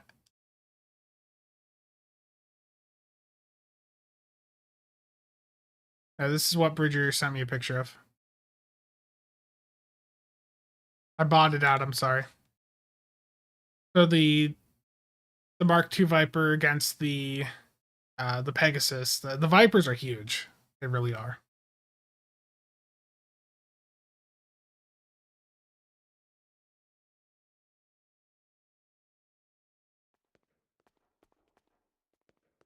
Defeat Herald ships. Let's do a Herald Sphere Elite. I know we all enjoy that content. Draconian Herald Sphere Elite, and this is an isomag queue if I remember correctly.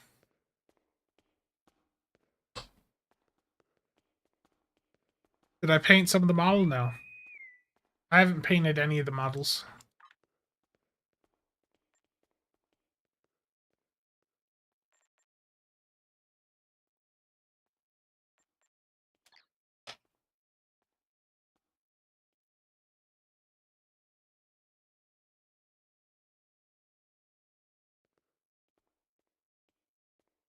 So, when it comes to the carriers, just harping back at the, what I was going over at the beginning of the stream, That friendship stuff is really disappointing. You hate Herald Sphere? How could you? It's such great content.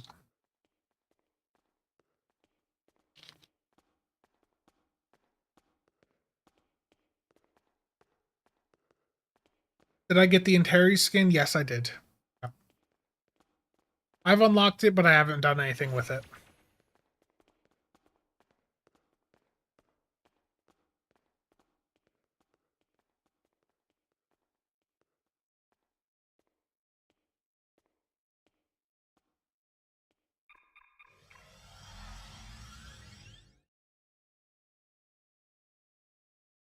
Yeah, the ship, the friendship, yeah. I was really underwhelmed by it. The trait and console from it, they basically will only affect one, like whatever specific pet you target. So if you have, you know, like 2 hangar bays with 6 pets out each, only one of the 12 pets, the one you targeted, is getting the buff, which is just stupid. It basically makes the trait and console off of the friendship virtually irrelevant outside of the passive on the console, which is 10% crit chance for pets. Herald forces inbound. The fleet Soyuz Intel frigate. That's the best Miranda, I'd say.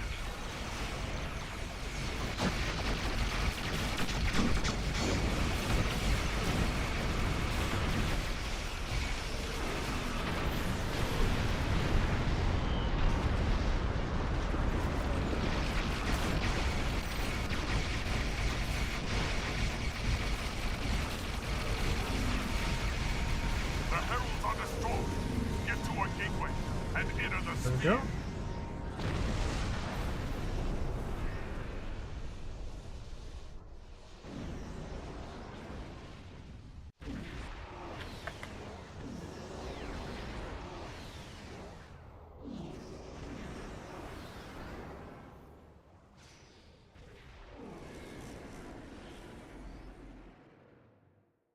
Yeah, well, I'm on... The issue is with frigates is you can't use all of the really nice frigates on every Gateway opening ship. at 7 o'clock. Gateway opening at 2 o'clock. I'm gonna go for At 4 o'clock. this one back. Oh, this one.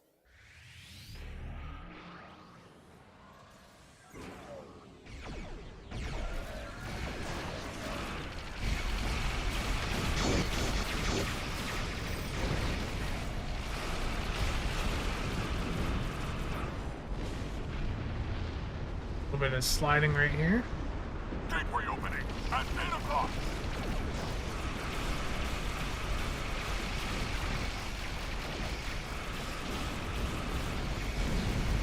Gateway opening at 9 o'clock.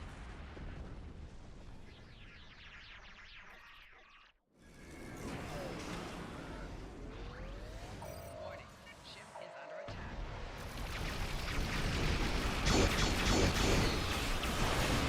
Gateway opening at 11 o'clock.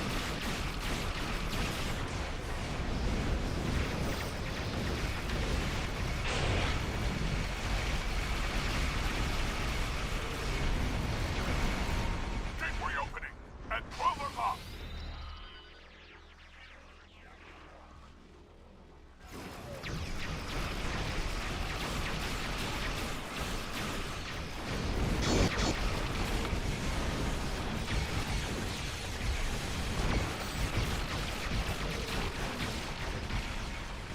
Gateway opening at 5 o'clock. Gateway opening at 7 o'clock.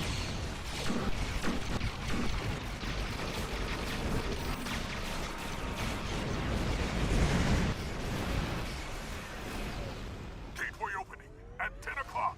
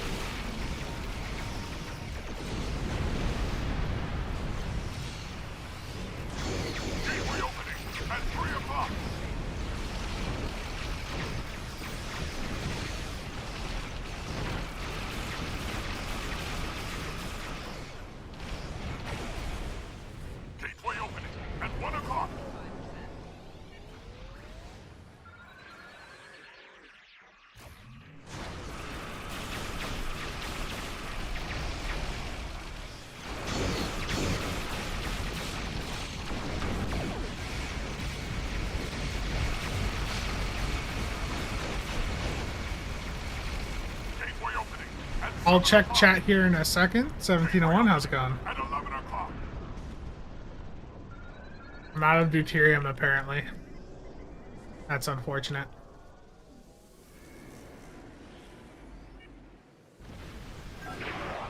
We need to stop the Herald attack on Allied space. Get through that gateway.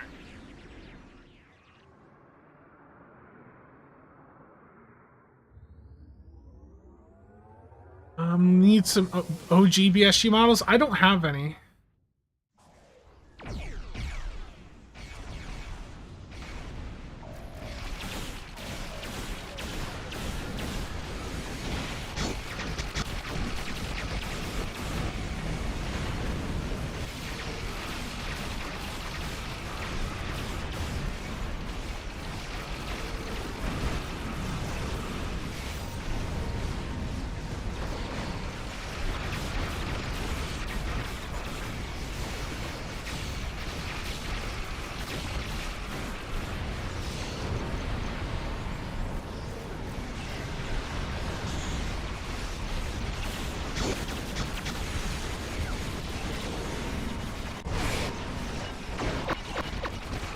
Take out their command vessel.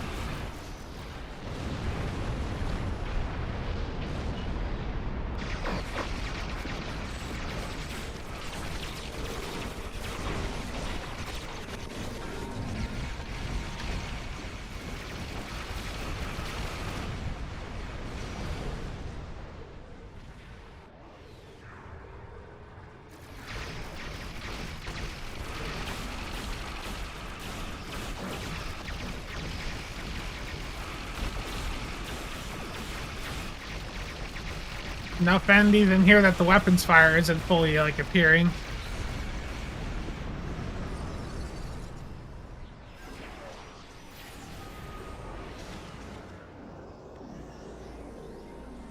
Timothy, how's it going?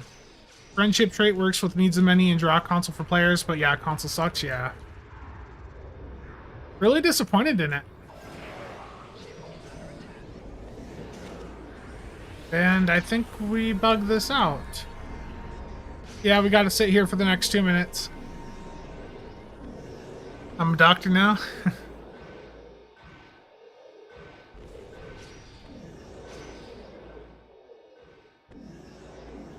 Yeah, I think we broke the queue. Terrible. Voyager, I've got all of the info.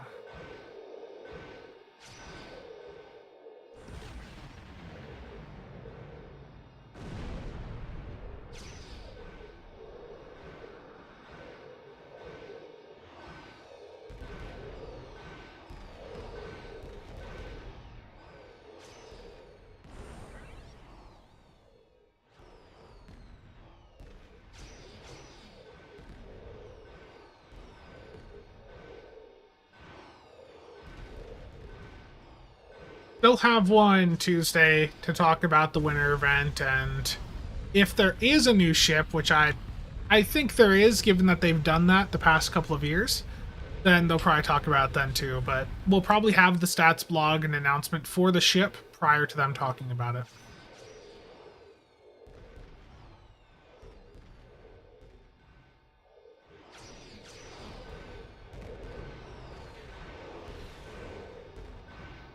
Yeah, I'm not too crazy about the stats of it. It'll work. Like I said in the video, it'll be a good beginner ship, but it's not going to be anything game-changing. And the trait and console, on paper, I don't get the impression that either of them are going to be that game-changing either.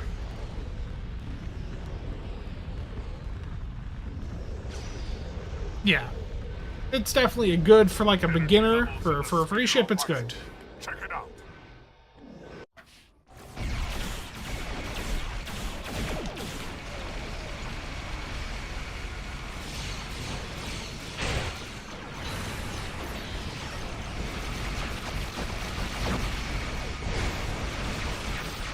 Sensor readings show that the ship is controlling the gateway. Destroy it. There we go. The ship is drawing power from the gateways. You'll need to All of that for 75 fleet marks. Rough. Some of this older content definitely could use the marks and the rewards tuned up a bit. Axel, I haven't heard anything about the trait or console off of the Temerian, officially or unofficially.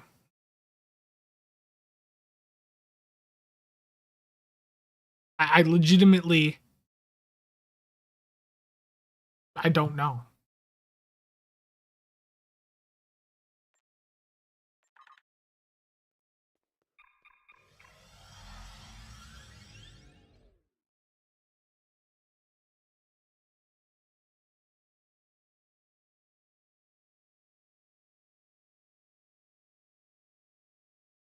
Could not out tank me.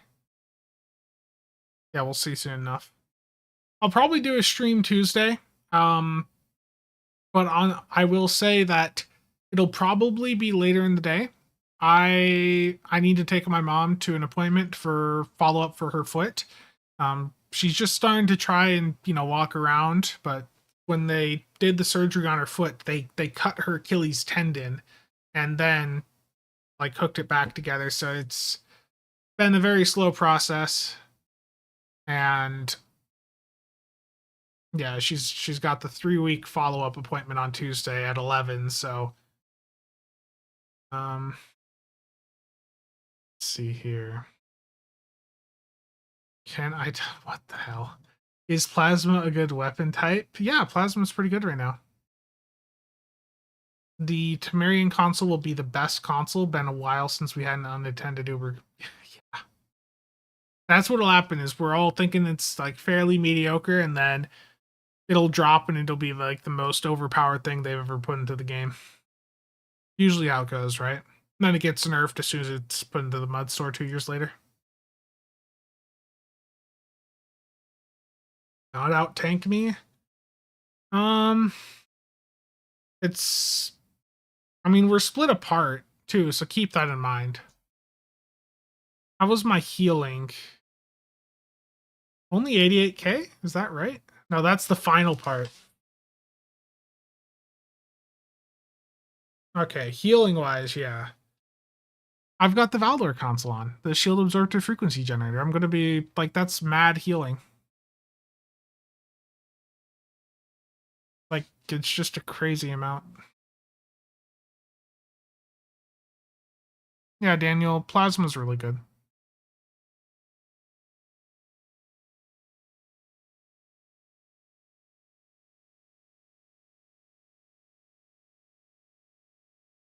The pets did not do as well there because they died. Like, that's where having scramble fighters would come into play too.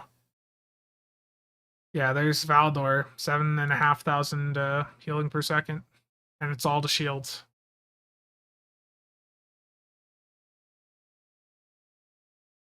The pets just kept dying too much. Steel, good night. Have fun. Let's see here. I miss anything else in chat?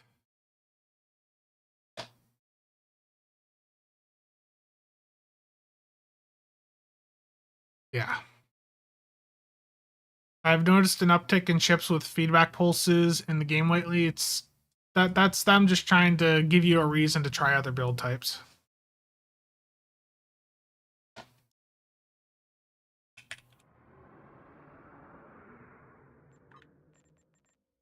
I did one of these private earlier, but let's do another, this time public. Infected the Conduit Elite public queue. Join if you want. Yeah, I'm not a fan of feedback pulls. It's never fun.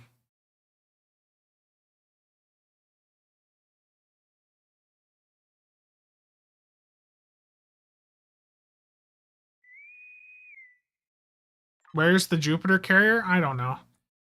Distant, you of all people know, I'm terrible at pulling out ships that I've picked up. I mean, I still, it's been what, 10 to 11 months, and I still haven't actually flown the compiler a single time. I legitimately have not. Situation is grim. Loan it. There's more. Begin by.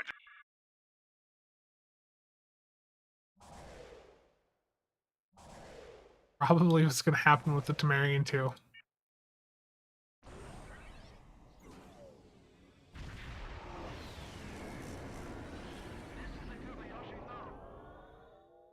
Negate that feedback pulse with pen weapons.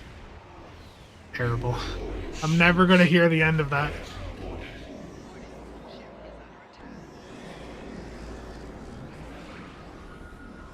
Scanning the nanite transmitter. Got it. Get something that's built.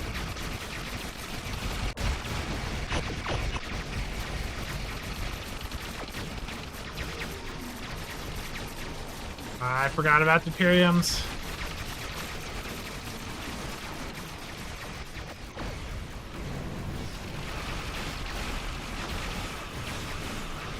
The nanite probes to repair the transmitter. Stop that.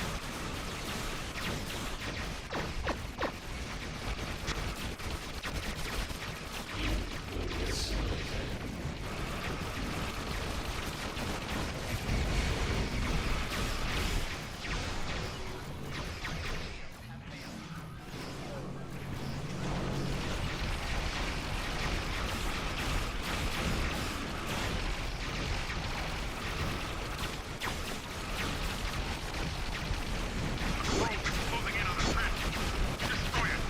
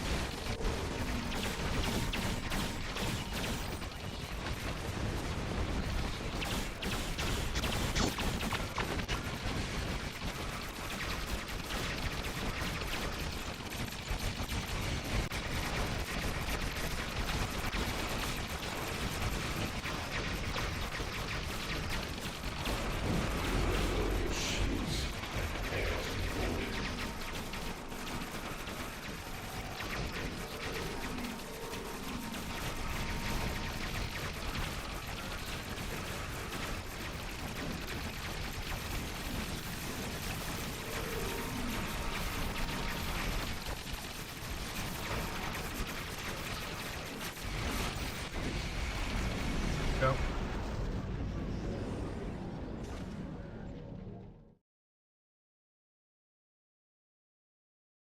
See how that one went. What energy weapons am I using? I am using Viridian Plasma. Alan, how's it going, man?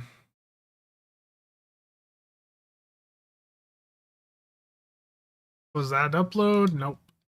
Can't upload it. It was another bugged infected run. I know people are wondering why hasn't SCM been updated to fix that? And I've even heard some people say that, just that I'm too lazy to fix it. I can't fix it. SCM is abandonware. The developer, the person that worked on it, has everything locked down, so you can't go in and easily change things. And they haven't played the game in a long time. When I asked them for the source code, they expressed no interest in giving it to me. So, yeah. The SCM, unfortunately, is going to be this way for forever. That's why we're working on new parsers. Yeah, they're cannons. So I've got the Gorn plasma quad cannons on, wide arc Viridians, then 2 Viridian plasma dual heavy cannons. Yeah, Chips, I'm sorry, I forgot to respond earlier. I think if you have the resources, it's up to you. Like, performance is going to be within margin of error of each other. I personally would run the dual heavy cannons just because that's an extra 10% crit severity, but that's entirely up to you. Is that worth, spending millions of EC on it and, the upgrades and all that? Nice. Thank you, Dwayne.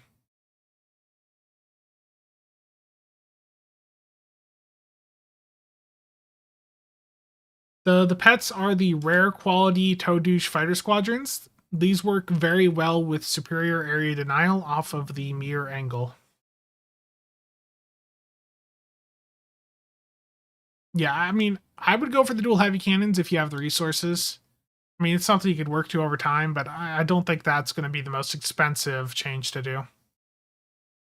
Billy, that's just Stowe. Stowe is a very laggy game. It's not well optimized.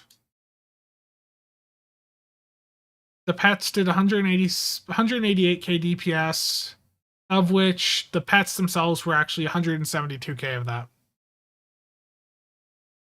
Nice, Dwayne. 261 in your CSV build? Very nice.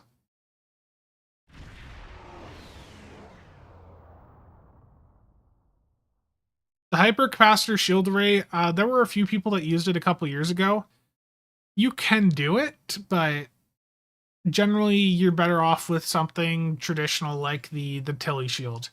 I know MB tried the hypercapacity shield, and there was some efforts to try and make it work, but I think at the end of the day, people just end up going back to the Tilly shield.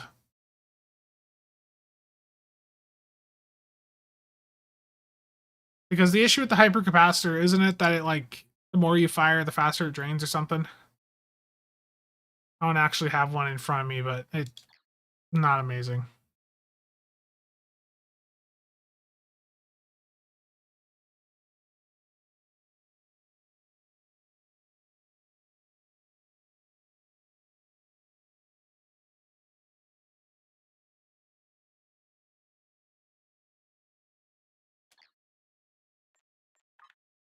$98 people here. Let's do another crystalline. It's nice just to go through because crystallines are good for fleet marks. It's good for dilithium.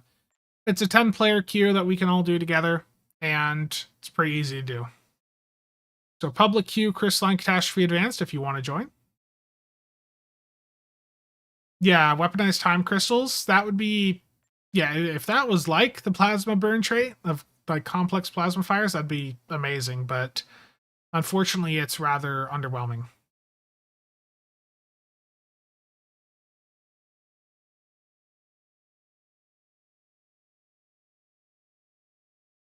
There's many pets where that does work, Infamous, but I don't foresee them ever fixing it with like these fighter squadrons. It depends on the pet. Like, some pets have fighters and then fighter squadrons, and the fighter squadrons generally have been performing better, and if they have pulse cannons on them, they synergize very well with the superior area denial starship trait. They'll do a crazy amount of damage with that combo.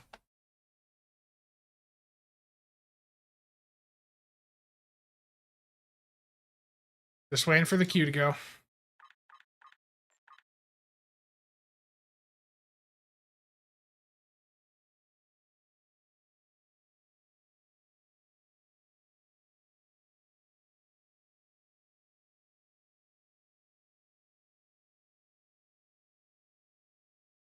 What map am I on? I'm on New Romulus, system number 1.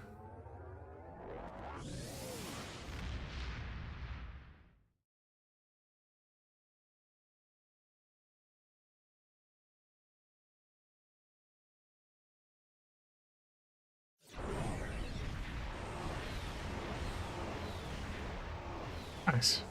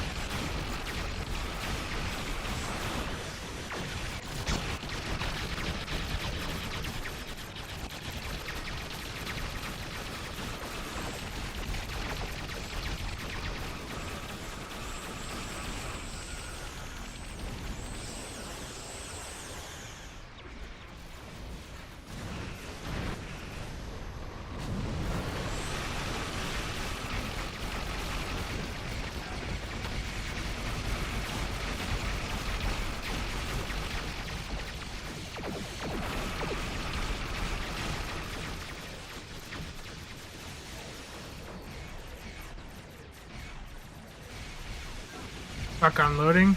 Rip.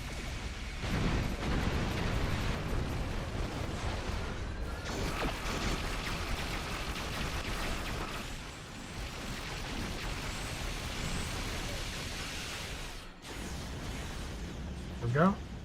Another batch of fleet marks there. And pretty quick to do. I'm sorry you timed out there.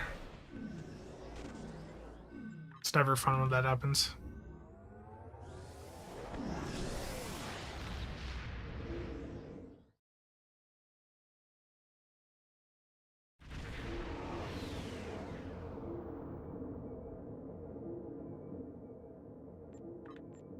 And I think for the final queue today, because I need to go and get some food here shortly, I think to hell with honor.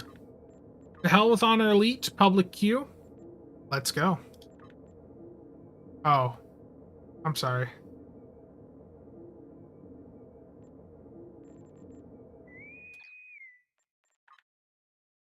I think I was looking at chat when I was loading out. I didn't even see the EPS.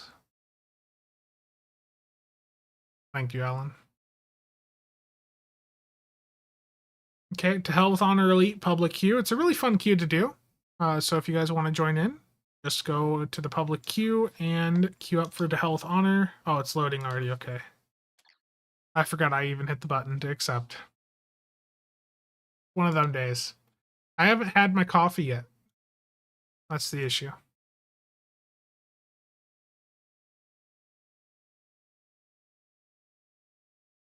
While it's loading in, I do want to take a moment to remind all of you that there is a new giveaway up over on the Builds Discord.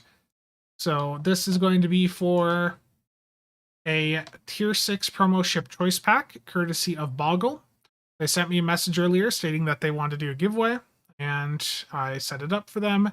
So if you want to enter, go to the Builds Discord, go to the giveaways channel, hit this blue party icon thing at the bottom of that giveaway bot post, and you'll be entered in. It is PC only, and the drawing will happen on December 21st.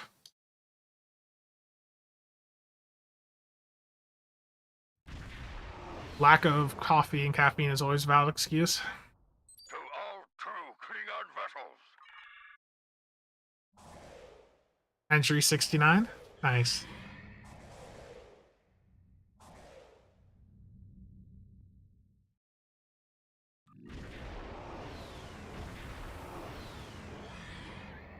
This is the Kobayashi Maru. Man, dude, I'm still salty about yesterday. I had the XL Katinga in my cart. I should have just hit the damn button to check out. At least I got the XL Defiant, so. But that's one positive there, at least.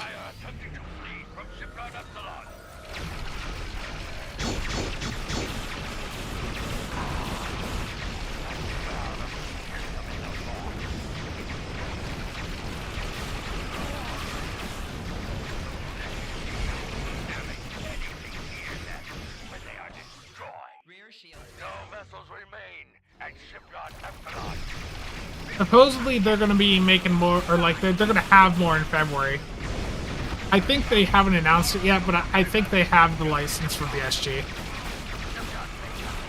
So I think they have a license to make more. That's my theory. They haven't said anything yet, but I get the feeling that's what's going on. Like, you look at the modern base stars, how is there that many of them? Were they really that unpopular with Eagle Moss?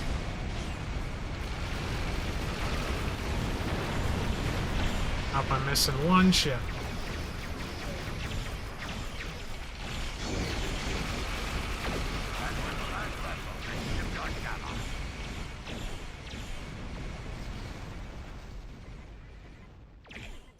Cables was able to grab one.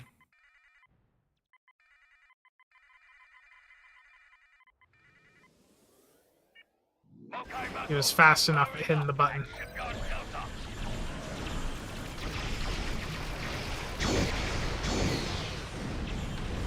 Yeah, watching the Maelstrom Corpse Spread 3s come out of any ship just never gets old. It's such a great torpedo.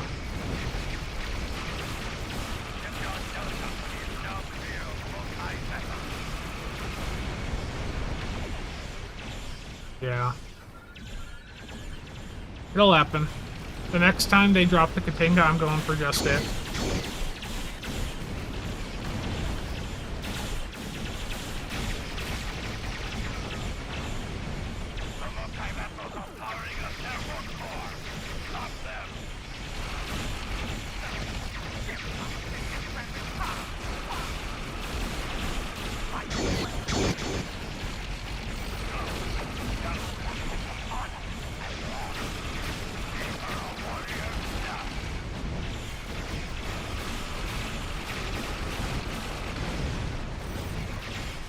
I'm gonna die here.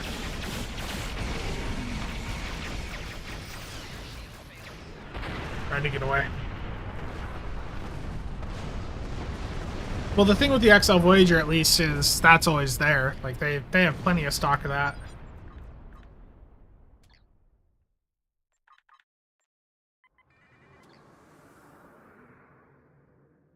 My only issue with the XL Voyager is the cost. Like, $90? Ooh. Yeah. I just don't have any heals on this ship.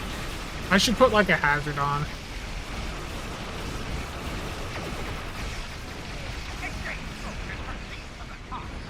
Yeah, it's crazy. Meanwhile, the Master Replicas had it for 78, and if you have an order over $75, you get a free La Sirena if you've placed an order with them in the past.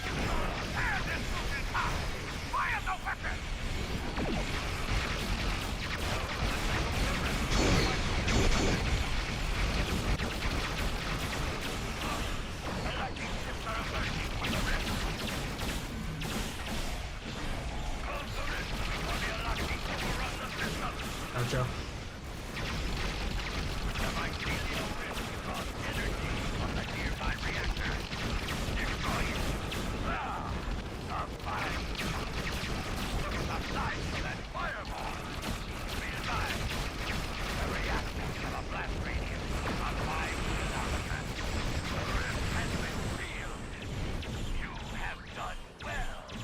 Increase power and fire the weapon again!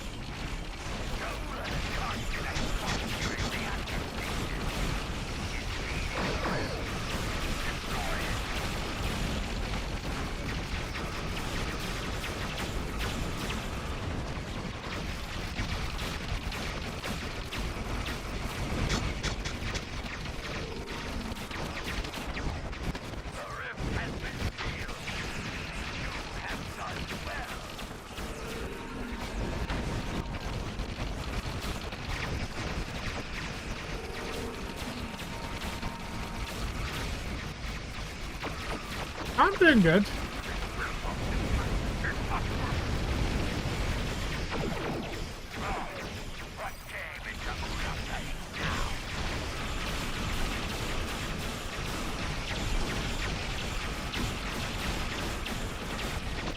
How are you doing, Alpha?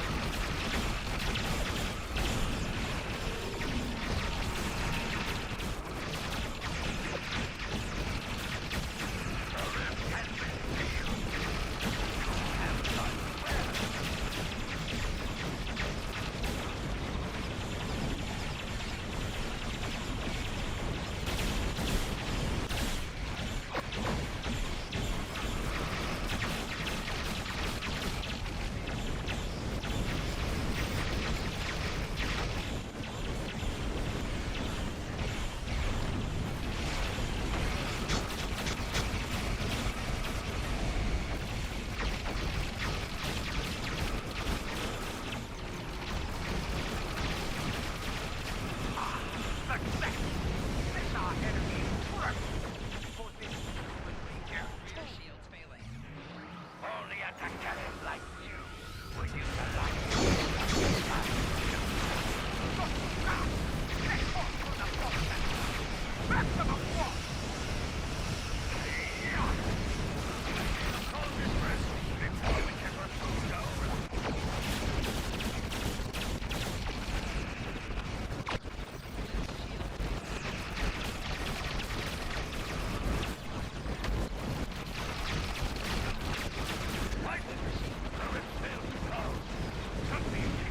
I'm gonna die there again. Some ability activation issues there. Feeling a bit, or feeling a tad older as it is birthday today. Happy birthday, Alpha.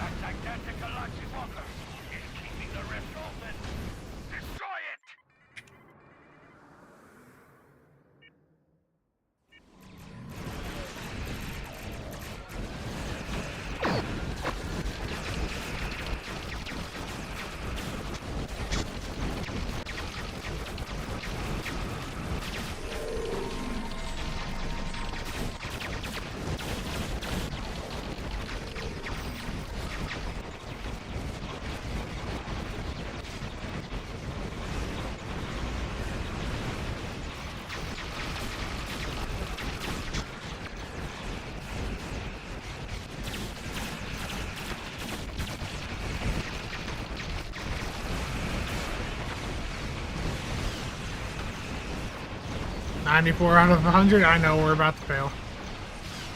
I think. Oh no, we got the locker. Pretty damn close to failing though.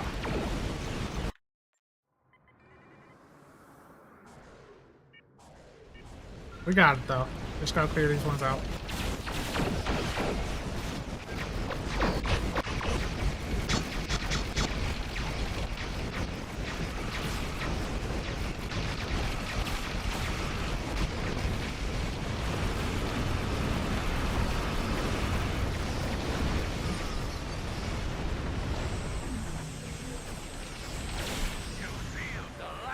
There we go. That was close. 90, what was it, 98? That was a close one.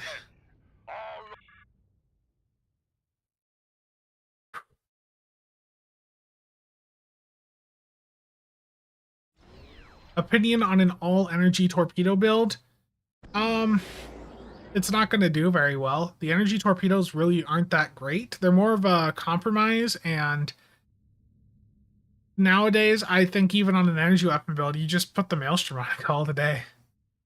Like, the energy torpedoes, you could probably try it, might get something out of it, but it's not going to be anywhere near as effective as other builds.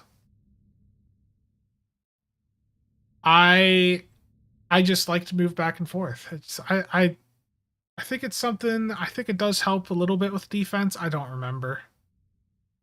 Like if you're just sitting still, they can hit you a bit more. But if you're going back and forth, you have at least a little bit more defense going on. I don't remember fully.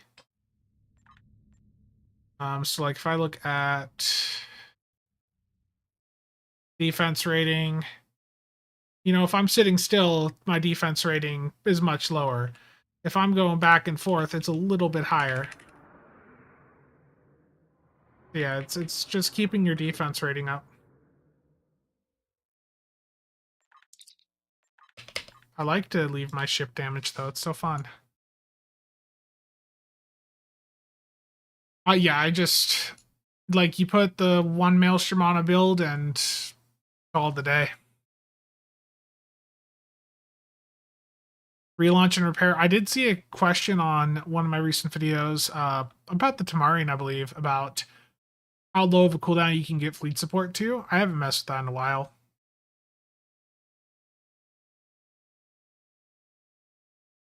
Yeah, we did good. Well, let's see. What did pets do for me?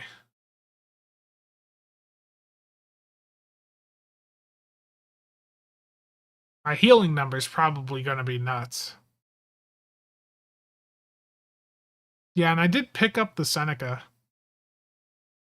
So I might... I do have access to that trait now.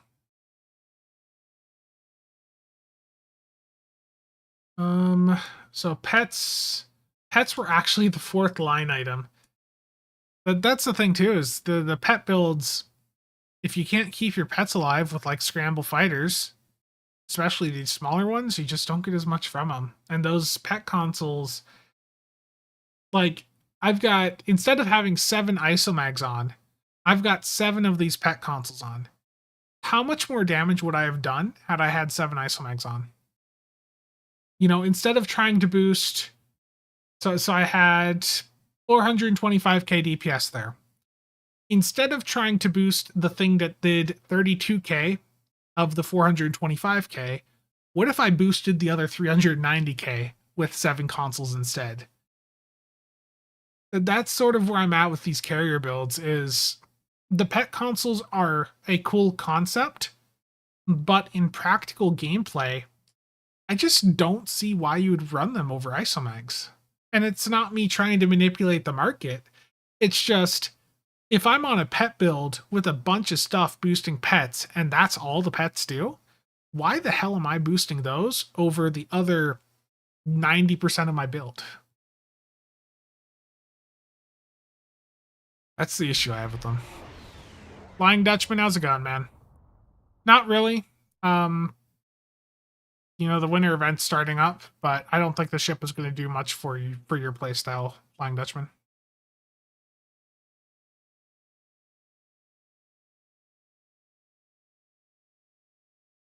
I mean, for most of that, I was on my own. So with the to hell with honor, I will break off and go take out an area on my own. So I'm gonna have the aggro no matter what.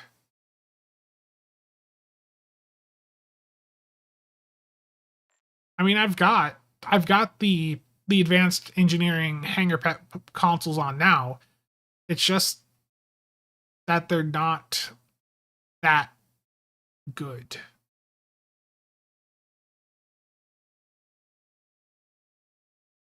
Retreat and repair, and isn't it also the Seneca one? I don't remember the name of it.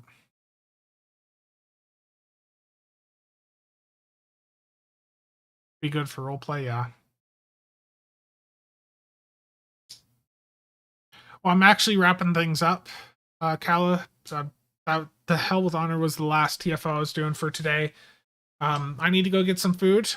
I woke up, took a shower, pretty much started the stream right up. So I need to get some food and a coffee. You heard it here first. The pet consoles are good for ERP. Yes, and if you are really into ERP, make sure to stop by Trizander's stream at twitch.com/Trizander, in which he does ERP every single night, starting at around midnight Central Time. So make sure to stop by and check that out if that's what you're into. ERP is erotic roleplay.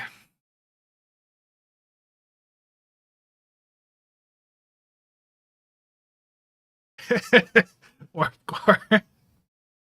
oh no. Good to see you doing well and still enjoying Stowe. I saw a video of you about lasting. Yeah. Basically, Flying Dutchman, there was layoffs at Embracer. Stowe's been transferred from Gearbox to another studio under Embracer. It's Cryptic is still the ones making it. So it's Cryptic that was moved around. I don't think there's going to be much change, personally. Any video news? If I say anything about videos, they're not going to happen.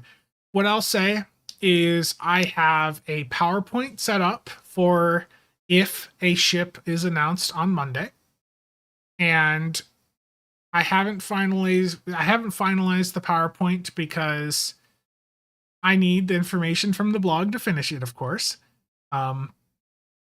But if that happens, I'll have a video out Monday evening. I plan on doing a stream on Tuesday when the winter event goes live. I'll probably have an O game video out too, sometime in the next couple of days, because they're finally adding in the update to the universe that I play on. That was first announced a year and a half ago. So I'm probably going to go over like my plans for that expansion over there. What do I hope the ship is? Lockbox, because I've got a T6 Infinity box left on me. It should be, in theory, it should be Lockbox. The question is it going to be the ship we get with the winter event? Or is it going to be a ship that we get as its own lockbox in January? Hopefully, it's next week. But it should be quite interesting, and I think many of you are going to enjoy it. Terrible Voyager. Okay. Yeah. Yep.